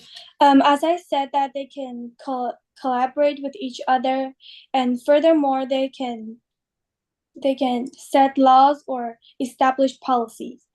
And no, I'm not an artist, but if I was an artist, I would want to collaborate with AI companies so that I can show my arts with the public and also be credited. And I believe that if there was other artists, they would want it to be like this too. They could show their art to the public and also be credited. Thank you so much, Hinton. Thank you. Okay. Thank you. Thank you very, very much. So we're going to, our next speaker is going to be finalist who is number 8. That's Samuel Perez Paredes. But Leah Conrad, who is not able to join us today, want to acknowledge her work and thank her for her submission and for being a finalist. Samuel, hello, how are you? Hello, good morning. Yeah, I'm good. so, good. So you'll be speaking. Where are you living, Samuel? Oh, I'm in the city of Cali in the country of Colombia. Okay. So we had two participants from Colombia today. You'll be getting a question from Ben Yang when you've finished, and also from Grace Louie. So anytime you're ready, Samuel. Sure. So first of all, I would like to thank all the judges and the Global Juice Challenge for giving me this opportunity and their time. Well, AI has changed art by allowing people to create artworks with some simple commands. This on its own will be a fine tool to help and assist artists and people to create different pieces of art, either to project different ideas or gain ideas from the AI tools. But we have the other side of the coin, in which AI is given a wrongful use and starts to threaten art.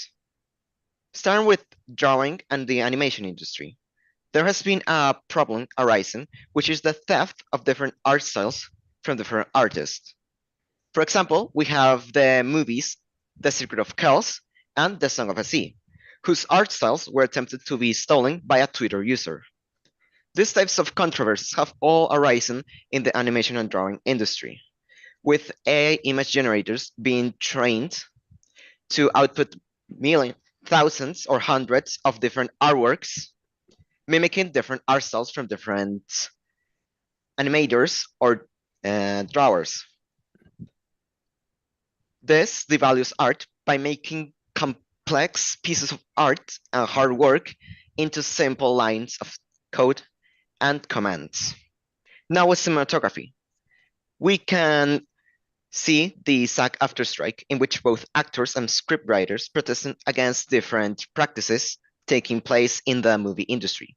One of these practices was the replacement of scriptwriters with AI to generate new pilot ideas and new movie ideas. The screenwriter is a crucial section of the creation of a cinematic project, in which the original raw ideas and passion from the scriptwriter and the artist are placed into the cinematography project. And when this is replaced by a AI that doesn't convey such emotions into their work, it makes the soul of a movie, as it is the script, soulless.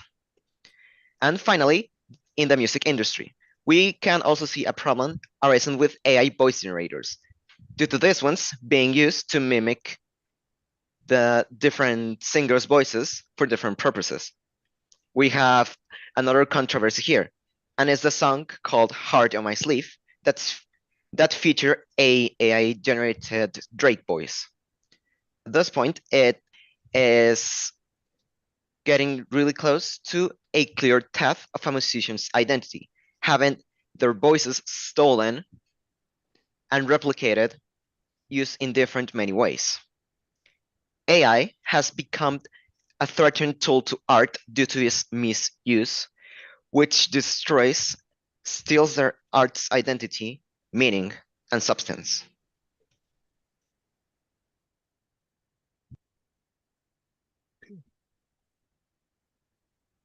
Are you completed? Oh, yeah. Okay, okay. Thank you very much. I think you raised an important concern in that last comment there regarding music. That's something we haven't heard of today. Samuel, your question is going to come, first question is going to come from Ben Yang. Great, thank you. Thank you very much, Daniel, for that great question and the issue you raised. I read your essay, and first of all, I just want to commenting on that. You list a very good list of reference about on your essay. Really, there's a lot of thinking and research work has been done. Just regarding, the issue you raised, right? The identity, the protection, similar to the number 5, 6, and I think it's also on the artistic field.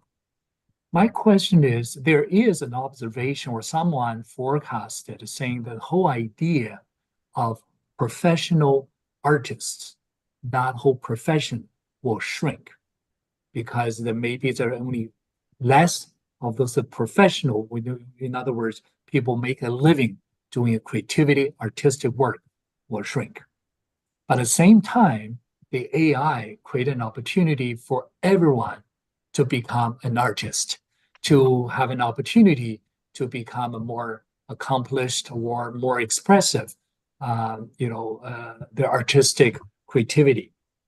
So my question to you, do you see that trend is coming in terms of as a result of the AI impact, the community of a professional artist will getting smaller, but at the same time, everyone will become an artist, their creativity will become, have an opportunity to express. So you see that, do you agree with that trend? Second question is, if those professional artists will shrink, what alternatives for them? What other skills they need to, get prepared to embrace or to cope with this impact? Thank you. All right. Well, with the shrinking of the artist, I think it's more of a 50-50% chance of what will happen because, yeah, as everyone has these tools available for them, they can expand their creativity and do artworks themselves and produce and express their emotions by the help of AI. But as this can mass produce so many art pieces, it can either devalue the art pieces made by humans and artists, or it can make them more valuable as these ones being made by humans, being their emotions casted into these artworks. So it's much of a 50-50% chance of what could happen. They could either be just shrinked and be shadowed by the mass-produced AI-generated artworks, or they could shine between a sea of AI-generated artworks.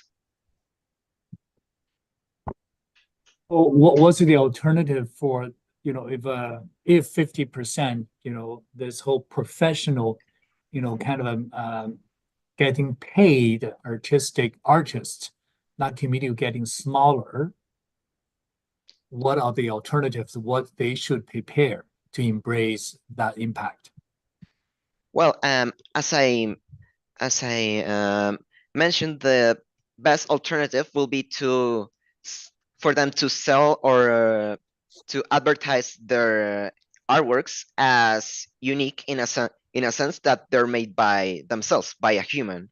That these artworks are not made by an AI, but rather a complex, more work-induced product made by someone. Thank you for the question. Thank you for that follow-up. And congratulations to you, Samuel, as a finalist. So our last speaker is finalist number 10. I think, sorry, am I supposed to again, I am so sorry. No worries. I'm skipping ahead, Grace. My apologies again. Yeah, let's hear a question from you. Yes, of course, Samuel. First of all, thank you for your presentation. I really like the unique angle that you take on this issue, especially the examples that you provide, since I'm a huge music and art enjoyer. So hearing about these controversies are really, really interesting.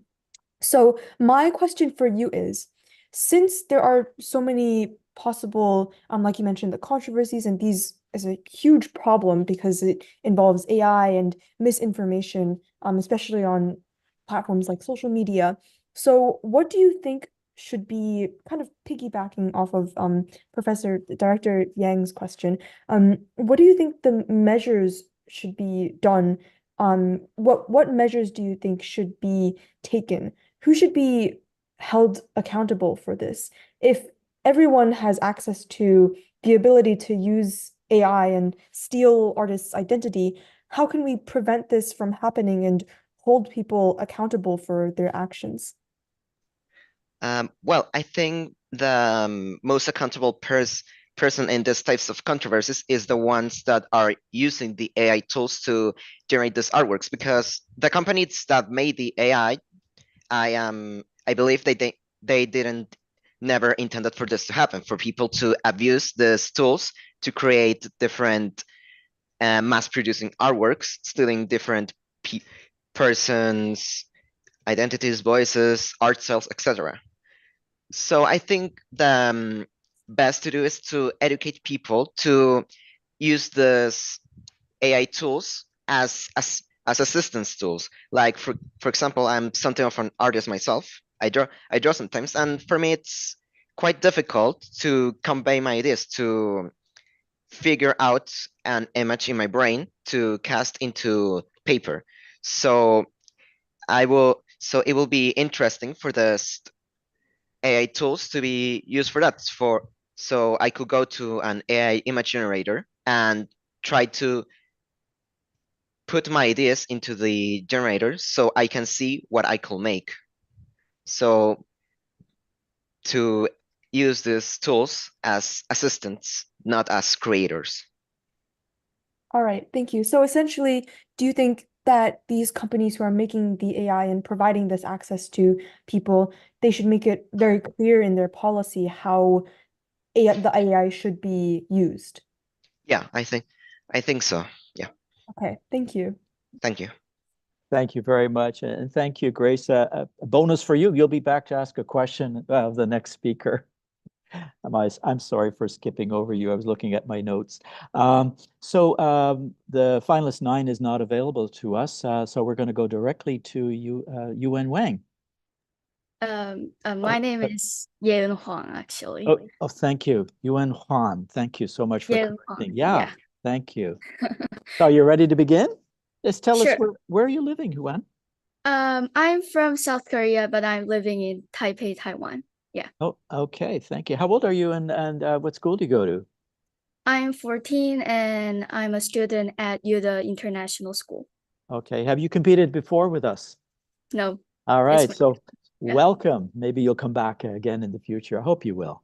So if you're ready to begin, you'll have two questions, one from George Vandecure and one from Grace when you've finished. Okay. Today, we live in an era where not a single day of ours goes by without uttering the word artificial intelligence. Hello, I'm Yun Huang, and I'm from South Korea, but I'm studying abroad. Today, I want to talk about AI and the future of our world. Around 4.6 billion years ago, our story in this world began. Since then, our lives have changed rapidly. Humans began to create, invent, organize, and establish all sorts of things.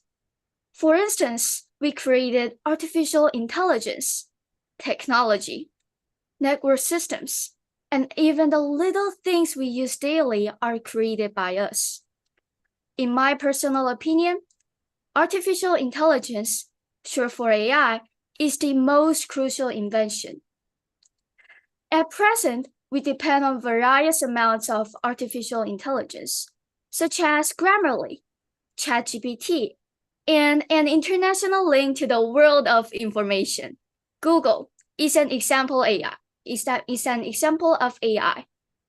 Think about your daily lives. How long do you use these? How much do you depend on them? A study says that after artificial intelligence appearance, students began to spend less amounts of time finishing their work. In other words, they're not studying hard enough. According to a news report by a multinational accounting and consulting firm based in London, 38% of US jobs are at high risk of being replaced by AIs, which cost less and have less chance of getting into accidents. AIs already took away jobs and took away chances of students getting into education. Currently, students around the world are effortlessly completing their work. In other words, it is affecting the students' education these days. It also impacted transportation, manufacturing, healthcare, and the media. It's time for us to consider whether artificial intelligence is a benefit for us or not. I experienced the disadvantages of AI by myself. During Christmas, our science teacher gave us an assignment. He strongly reminded us we couldn't use ChatGPT or other AIs. However, one of my classmates ignored his words. After our teacher found out, he received a detention for a month. No. We need to educate our generation what is the balance between humans and AIs. AIs have impacted our lives in many ways. It's time for us to consider what we can do to make advancements in our lives between AIs and us. Thank you for listening. Yay. Thank you, Yuan. 1 month detention. Whoa. Yeah. That's a long. Did he repeat or she repeat? He didn't repeat. Okay, all right. Just curious. Anyway, thank you very much. So, George, have you got a question for Yuan? Hello. That was a great presentation, Yuan. I'm going to tell you something I did with your work. I actually ran it through a program to see if it was generated by AI. And and it said it was 100% human written. So congratulations with that. What I'd like you to comment on, what do you think is the difference between an assignment that you do that is done by AI and one that you do yourself? Just comment on those two scenarios, because if there is no difference, why not just do it with AI, right? Yeah. So, well, in my perspective, an assignment AI did has grammatical mistakes. My teacher says so. And there are a lot of vocabularies we never met. And if I did the assignment by myself, there will be a lot of my personal opinions, and there will be a lot of, for instance, examples that everyone knows. Yep. Mm-hmm. And of course, when you do it yourself, you're learning something. If you just print it, you don't even have to read it, right? You just can print it out. Yeah.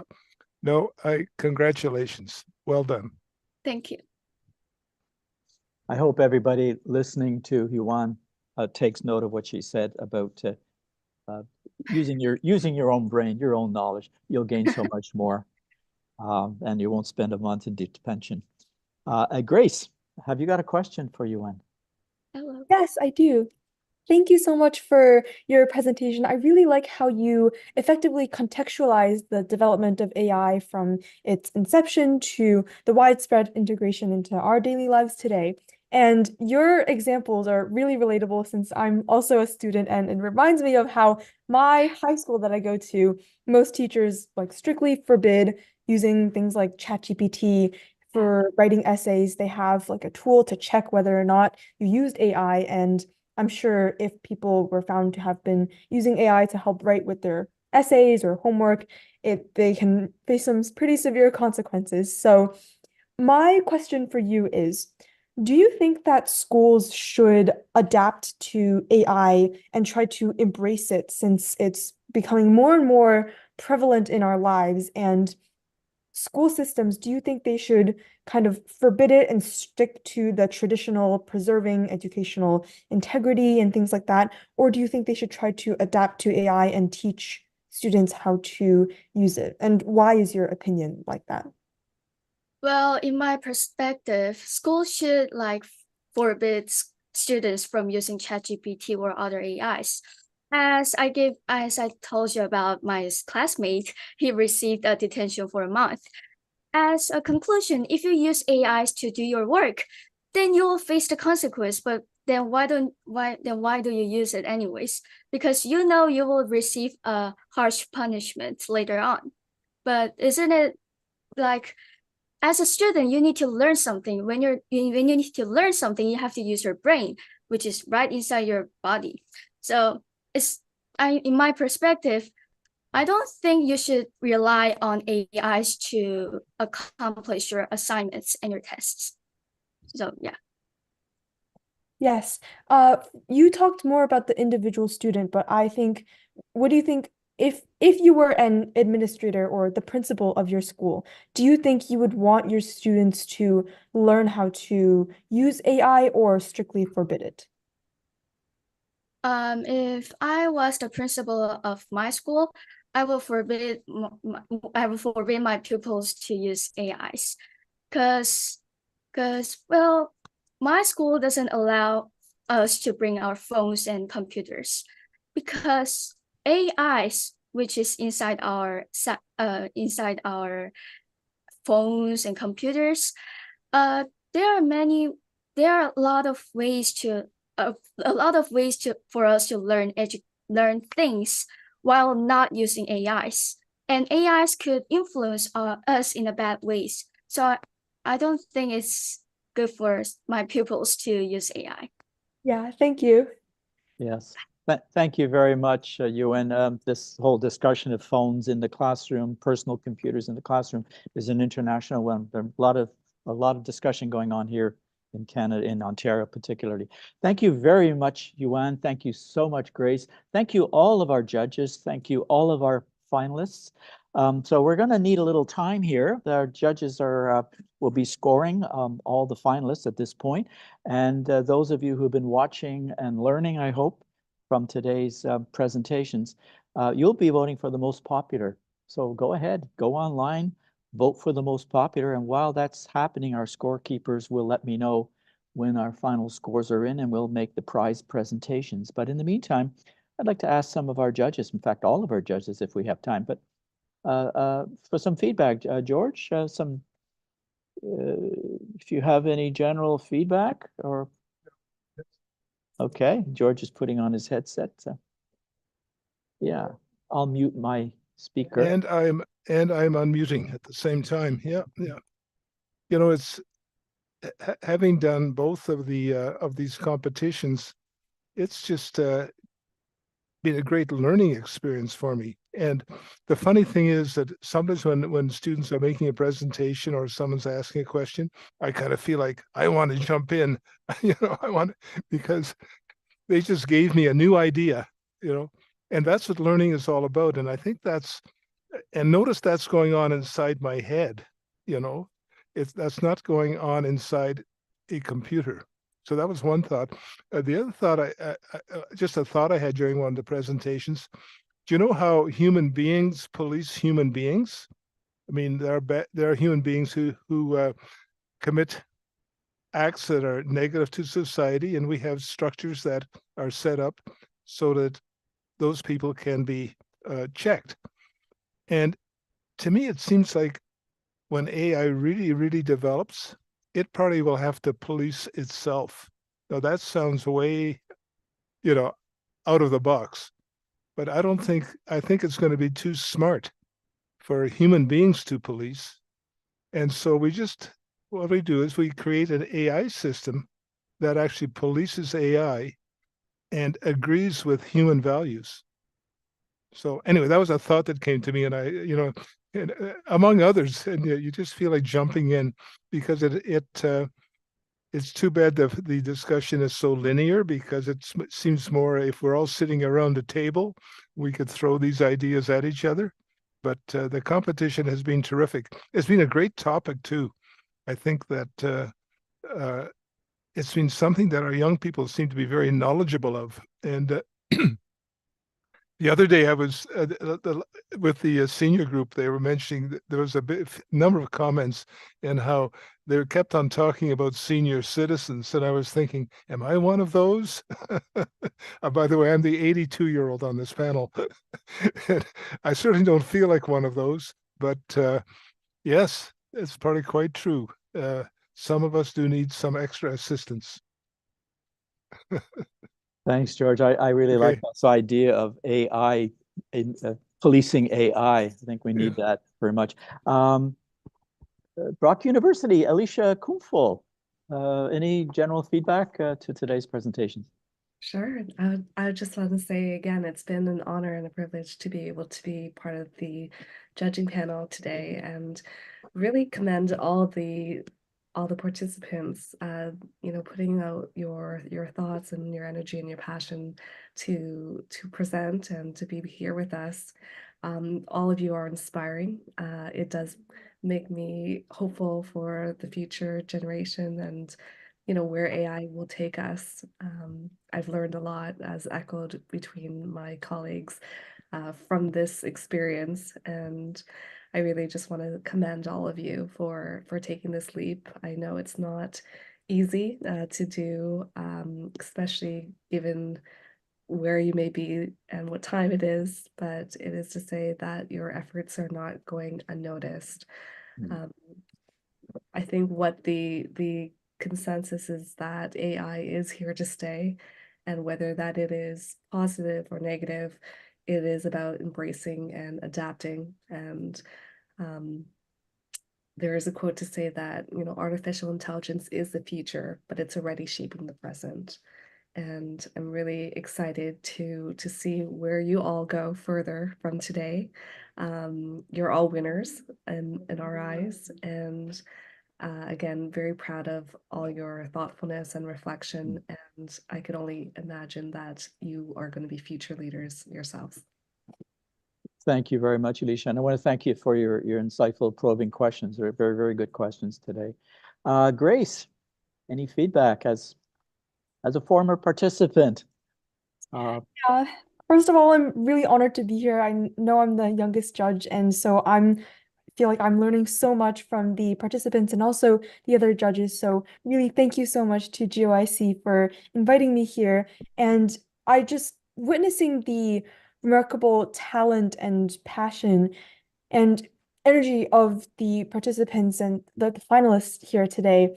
It just reminds me of 2 years ago when I was participating and I was standing in the same position, participating in the challenge, and I still recall the amount of excitement and anticipation when I was doing my presentation and also looking at other people. So it's really inspiring for me to see how far the finalists have come since then, and how much I feel like each year we're improving and learning more about the topic. So I would say that this topic, it means so much to me because like we've established already, AI is so important for our future, and it's already impacting us so much. There's new developments. I feel like I'm seeing new developments of AI on the news like every single day or every week, and it's just incredible to see how many technological breakthroughs there are. We're living in a time period of so many breakthroughs, and sometimes just sitting down to appreciate that is really, really important.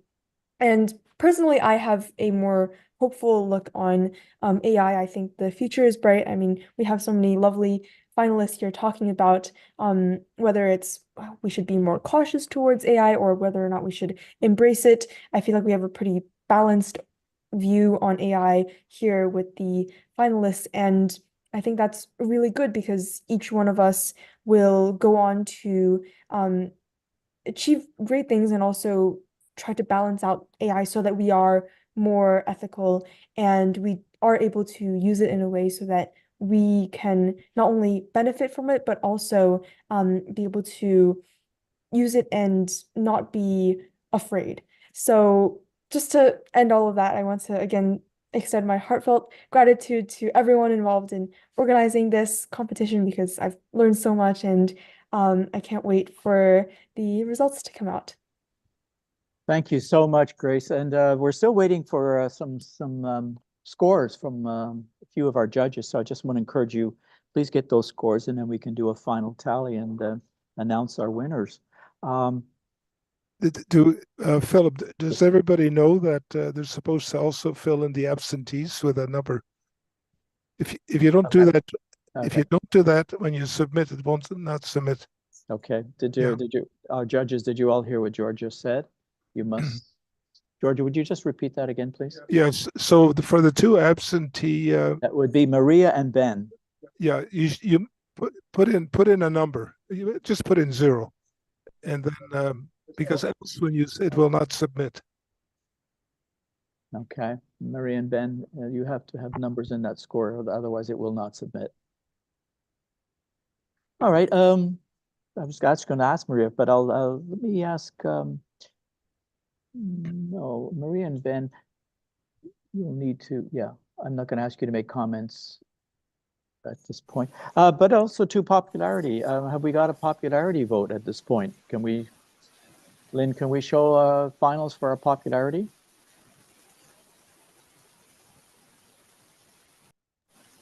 Here we go. Wow, Gabriella.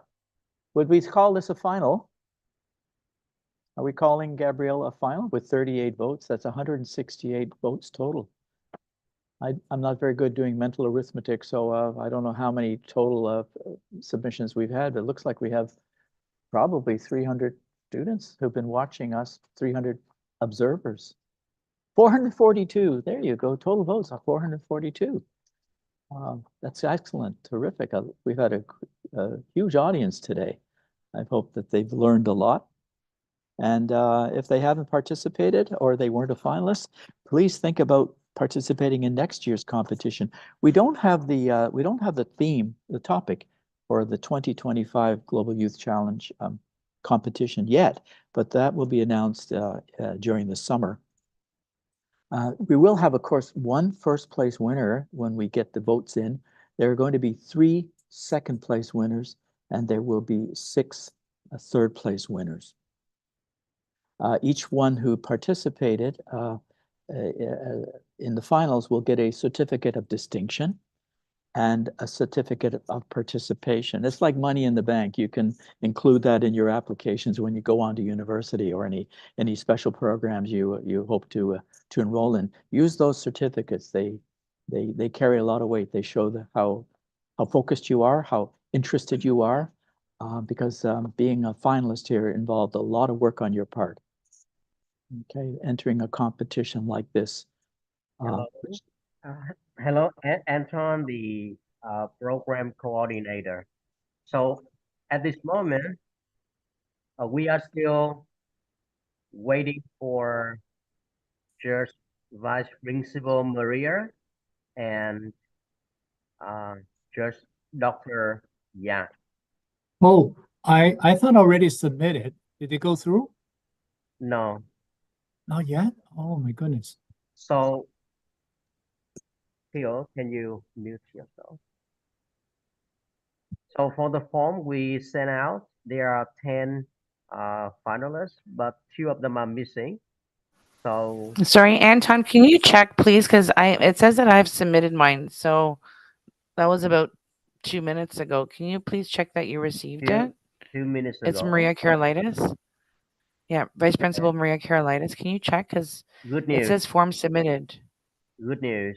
So the technical unit already received all the score. Thank you. So please give us a couple of minutes so that we make the calculation, and then we will have the final result. There will be the first place, and then 3 second places, and the rest will be the third places. Okay, Phil.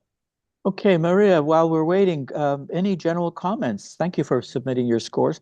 And Oh, thank you so much for having me. This has been such a pleasure. I'm really enjoying myself, and I'm looking forward to the final decisions. Everyone did a magnificent job. Again, it's like you had mentioned for university applications. My eldest now is applying to university and is just waiting to hear back from some of the programs he selected. So on your pathway now as students, this is an opportunity for you to grow, to learn, to find out about your interests, to see what subject areas you like, what brings you joy moving forward, how you envision your future, what type of profession you'd like to explore. So this is a very, as I say this to my own children and to my own students, this is a very influential time in your lives, the teenage years, and friendships matter. Your the vision of yourself matters. Staying focused. I know with social media and AI, a lot of thoughts and a lot of judgments are placed on teenagers. It's a very tumultuous time, especially in this generation. So knowing what I've heard from you, I know that you have a very strong head on your shoulders moving forward, and great things are going to come our way from all of the finalists. So I'm very proud of all of you, and moving forward when you get to those high school years, for those of you that are in grade 8, or for those of you who are already in high school, moving forward to your post-secondary educational endeavors. Think about your core values. Think about how your impact in the world matters. And when you encounter people and teachers and mentors in your future, really hold them close, because they help shape who you are. And moving forward, they will guide you in that regard. And that's just my advice as a mother, as an educator, as a teacher, as a mentor. But I know from these finalists, from what I've heard, from what I've seen with their artwork, that they really do bring us a lot of pride and optimism for the future. And I appreciate this opportunity to hear from students from around the world. It's incredible. And this competition has really brought to light how the global community is actually quite small in these competitions, where people can, submit things based on the topic that's provided and come up with some great ideas that are different, that are creative and inspire us as judges. Thank you so much, and good luck to all of you in your future endeavors. I know we're going to hear and see and learn about great things from all of you.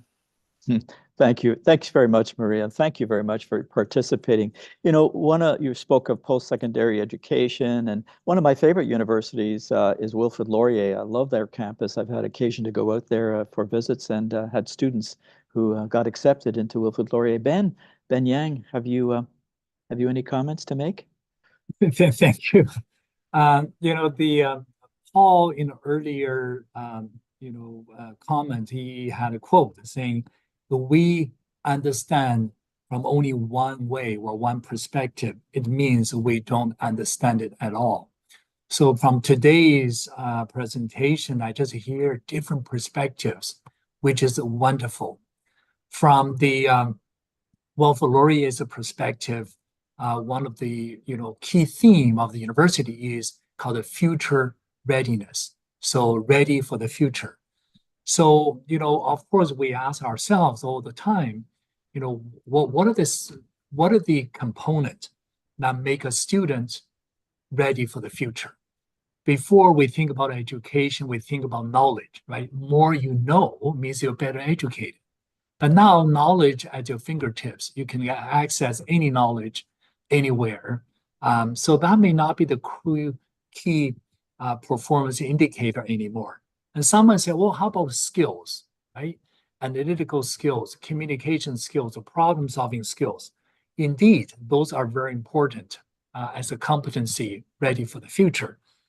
But more I think about it, I think the critical skill for the future is actually asking the right questions.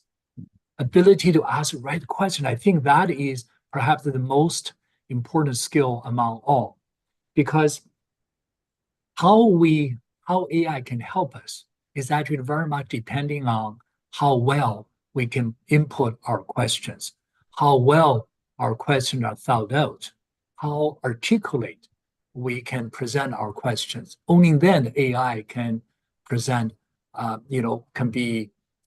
present a better outcome for us, or the outcome we're looking for. So I think from today's, presentation, what I really inspired is the students not look at the world from one way. Even people are asking you, well, I'm going to ban AI in my school, right? That's great. And it's just another different way of looking at it. So I think this is a way I feel very inspired and very hopeful that our students are thinking critically, think outside the box, look at the world from different perspectives. That's really, really inspiring. Thanks. Thank you, Mr. Yang. Last summer, Paul Pugh, who's the president of Global Youth Challenge, organized an artificial intelligence summer camp, and I taught in that camp. We brought our students to several universities, and one of them was Wilfrid Laurier, and our students really, really learned a lot. So yeah, you are future-oriented for sure, and on the cusp of AI research and training. I want to ask Paul, director, president of the Global Youth Challenge, to say a few words as well.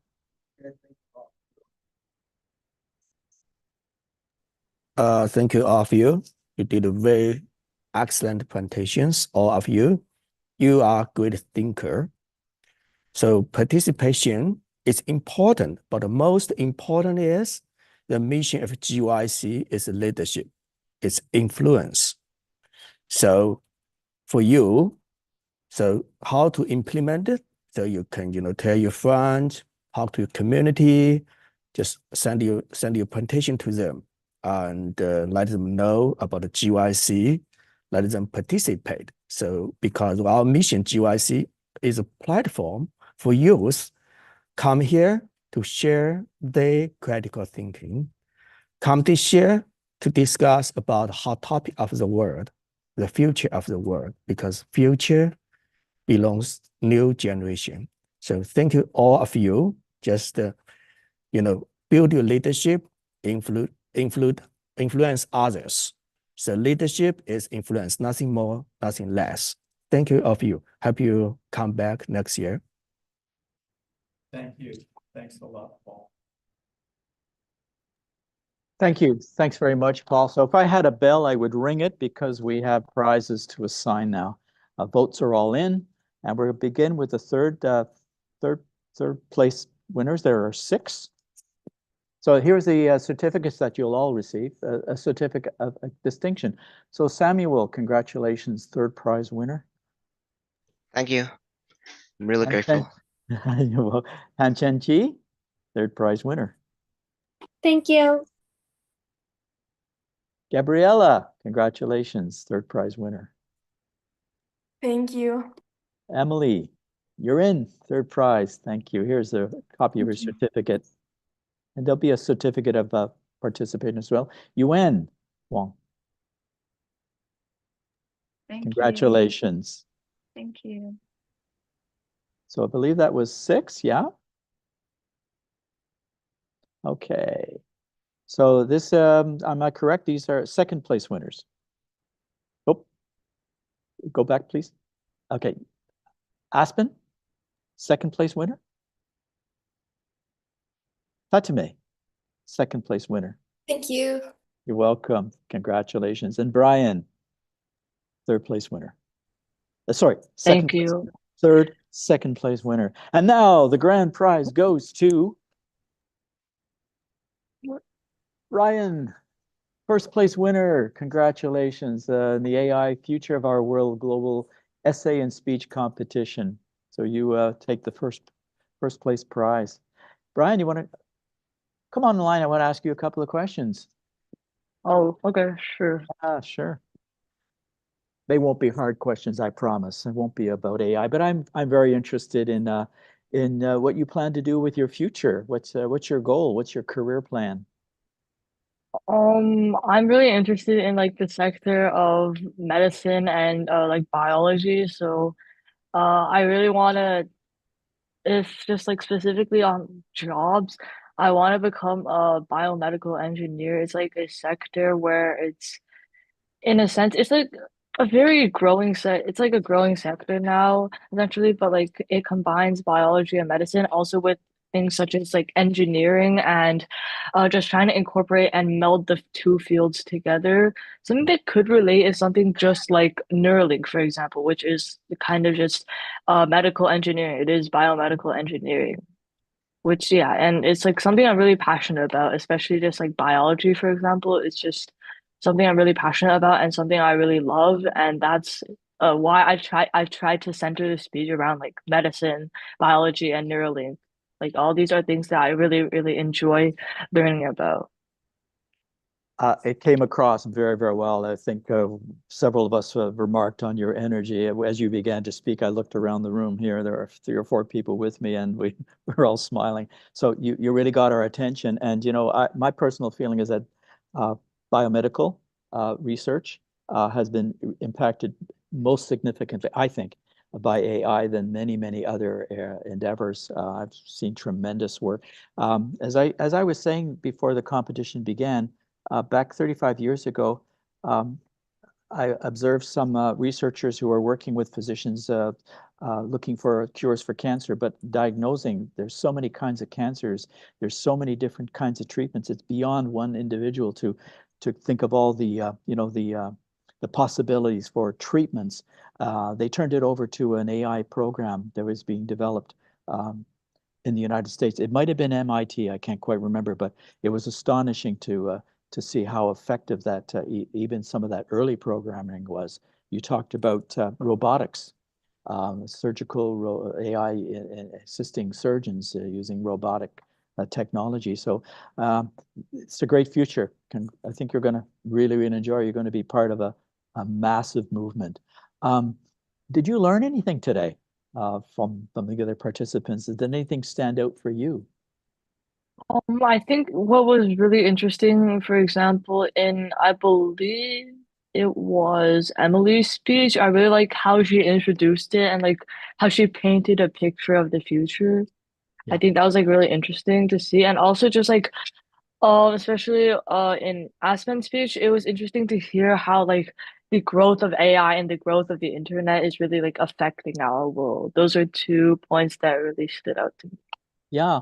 Now you're living in Vancouver, West Vancouver, British Columbia. Yeah. What's the vibe?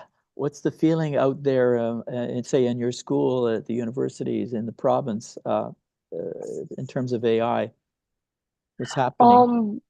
Well, our school has like we use Google Classroom and Google Classroom has this kind of like AI checker, and then also some of our teachers are like implementing this kind of just AI checking software that they use, Yep. and just to like just try to mitigate students from using it like at all.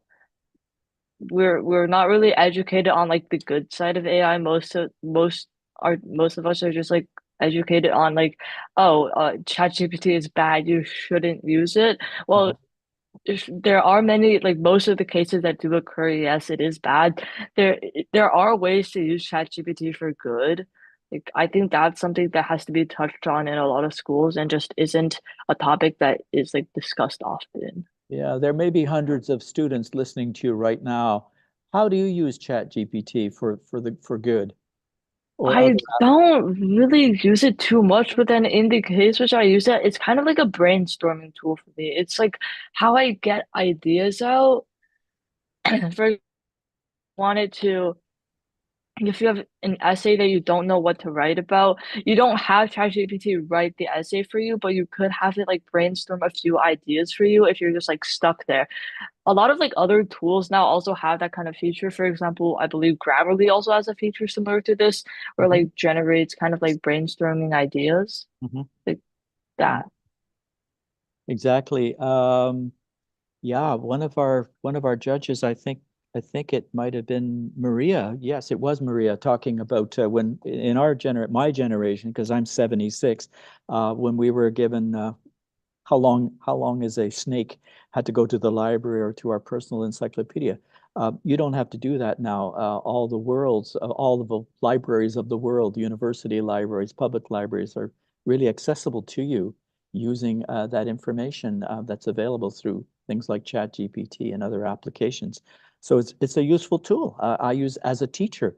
I have a lot of my own ideas, and I count on having a lot of my own ideas based on my education and my reading. But there are times when I need to just go there. It'll give me, as you said, it's a brainstorm tool. Use it as a brainstorm tool. There was a lot of discussion about art today. Did you pick up anything, any information from the presentations? We heard about how movies are being compromised, how music's being compromised, how visual arts are being compromised. Yeah, I think it's really interesting to talk about like creativity with AI. I think it's something that like it's really interesting to think that, for example, this kind of like unfeeling machine could like take over our thoughts and like use our thoughts and I guess in a sense have the same level of creativity as us, but then just really like with artists, for example, I think it's really difficult for AI to actually surpass us in terms of like actually that kind of mental creativity and being able to create something that is like extremely unique, especially considering that like it has to be hinged off of something that's already been created. That's how AI really learns. It hinges off something that it's already seen and like adapts and creates differently compared to that. But I think it's really difficult for AI to actually surpass humans in terms of creativity. And I think that like right now it is that maybe there are jobs that have been compromised by like the music and create and arts, but I feel like that's actually the sector that's going to be touched on the least when it comes to AI in the future, and that those are actually the sectors that are going to remain. Those are the sectors that are going to like hold strong. But then when you go to like other sectors, for example, in the field of medicine, engineering, robots can easily take over those jobs like fully autonomously. But then in like a creative sector, you still need humans to give forth new ideas. Because if there isn't a new idea, like AI is only gonna create something that's like been seen before. It's not gonna make anything new. Yeah, no, you're right. Originality and emotion are the two things that hopefully AI will never be able to achieve or surpass. How old are you, Brian? 13. 13. You sound like you're 23. You're ready for university. I can think I'd accept you if I was the dean of a university. You're ready. You're ready for it. Thank you so much, and congratulations. I want to just go. We have several students who are based in Canada. Let's go outside of Canada. Hey, UN. Like a little. Can I chat with you? Oh, sure. You were number 10. Yep. What is your plan for the future? Is AI going to be part of the career that you anticipate having? Yeah, so I'm not actually that interested into AI. So yeah. I'm shocked. Okay, so I'm more like, yeah, I want to go for the language major. Like, for instance, I can speak 4 languages: Spanish, English, Chinese, and Korean. So I think like I will go there, language major. Work on your Spanish. It's a very popular language around the world. Very good. Yeah. We had lots of different presentations today. We covered business, we covered art, we covered medicine. Was there anything in particular that stuck out for you in terms of a new idea that you picked up? I really appreciated Brian's presentation and Aspen's presentation because they gave me a different idea from my own opinion. Because, well, to me, AIs have impacted us in a great amount of field. So their opinions about AIs have influenced me in a great way. Okay. Okay, thank you. Thank you very much. And again, congratulations to you. We have time for just one more before we close. Samuel from Colombia, would you come on? Sure thing. Yeah. Hello. Hello. Samuel, how old are you? And what school do you go to? I am 15 years old. I go to the Birchman School. Okay. And what's your plan for the future? I am not sure yet, but I plan to either do visual arts or to do something related with humanities. Okay. You said that you are an artist. What kinds of art do you do? Oh, I mostly draw. I have it here. Like, Please. oh, Hopefully we well, we can't yeah. see it. It's transparent. But yeah, I mostly draw paper different objects and different landscapes. So, do you ever draw figures, human figures, or basically landscape? Your focus? Mostly landscaping. Okay. Why are you drawn to that? I find landscapes really beautiful. It's like taking a picture, but you make the picture yourself. Okay. And I've been asking everyone else this question, so I'll ask you as well. Anything that you might have learned today that you think you can use, information that you can use in your own life?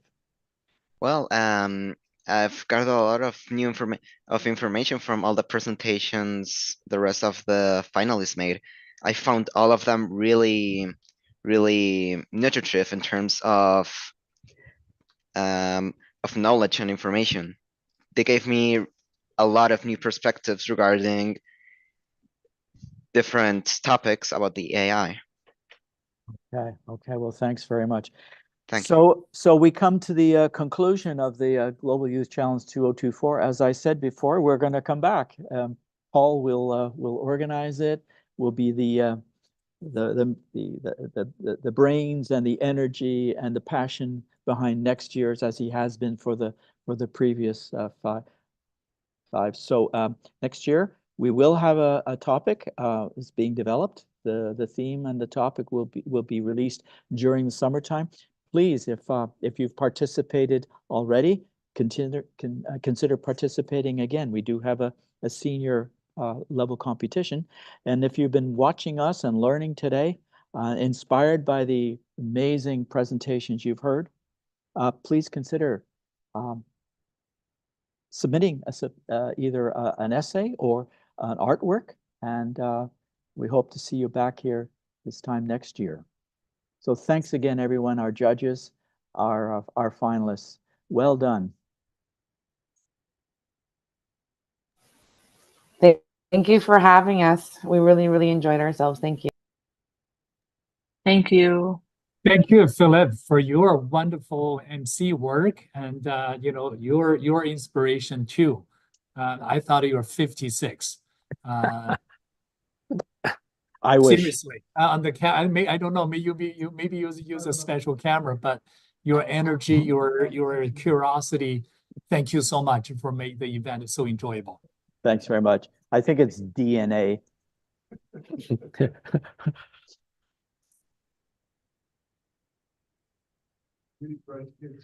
Okay, thank you, everyone.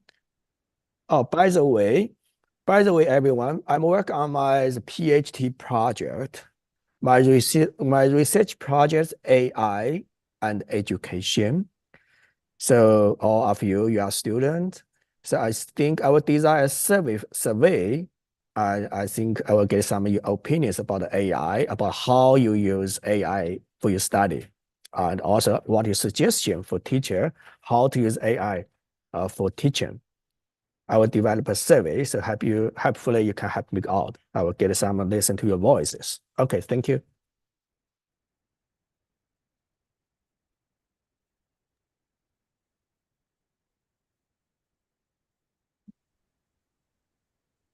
Okay, well done. Okay, so Thank can you we so much. end? Yeah. Okay, thank you, all of you.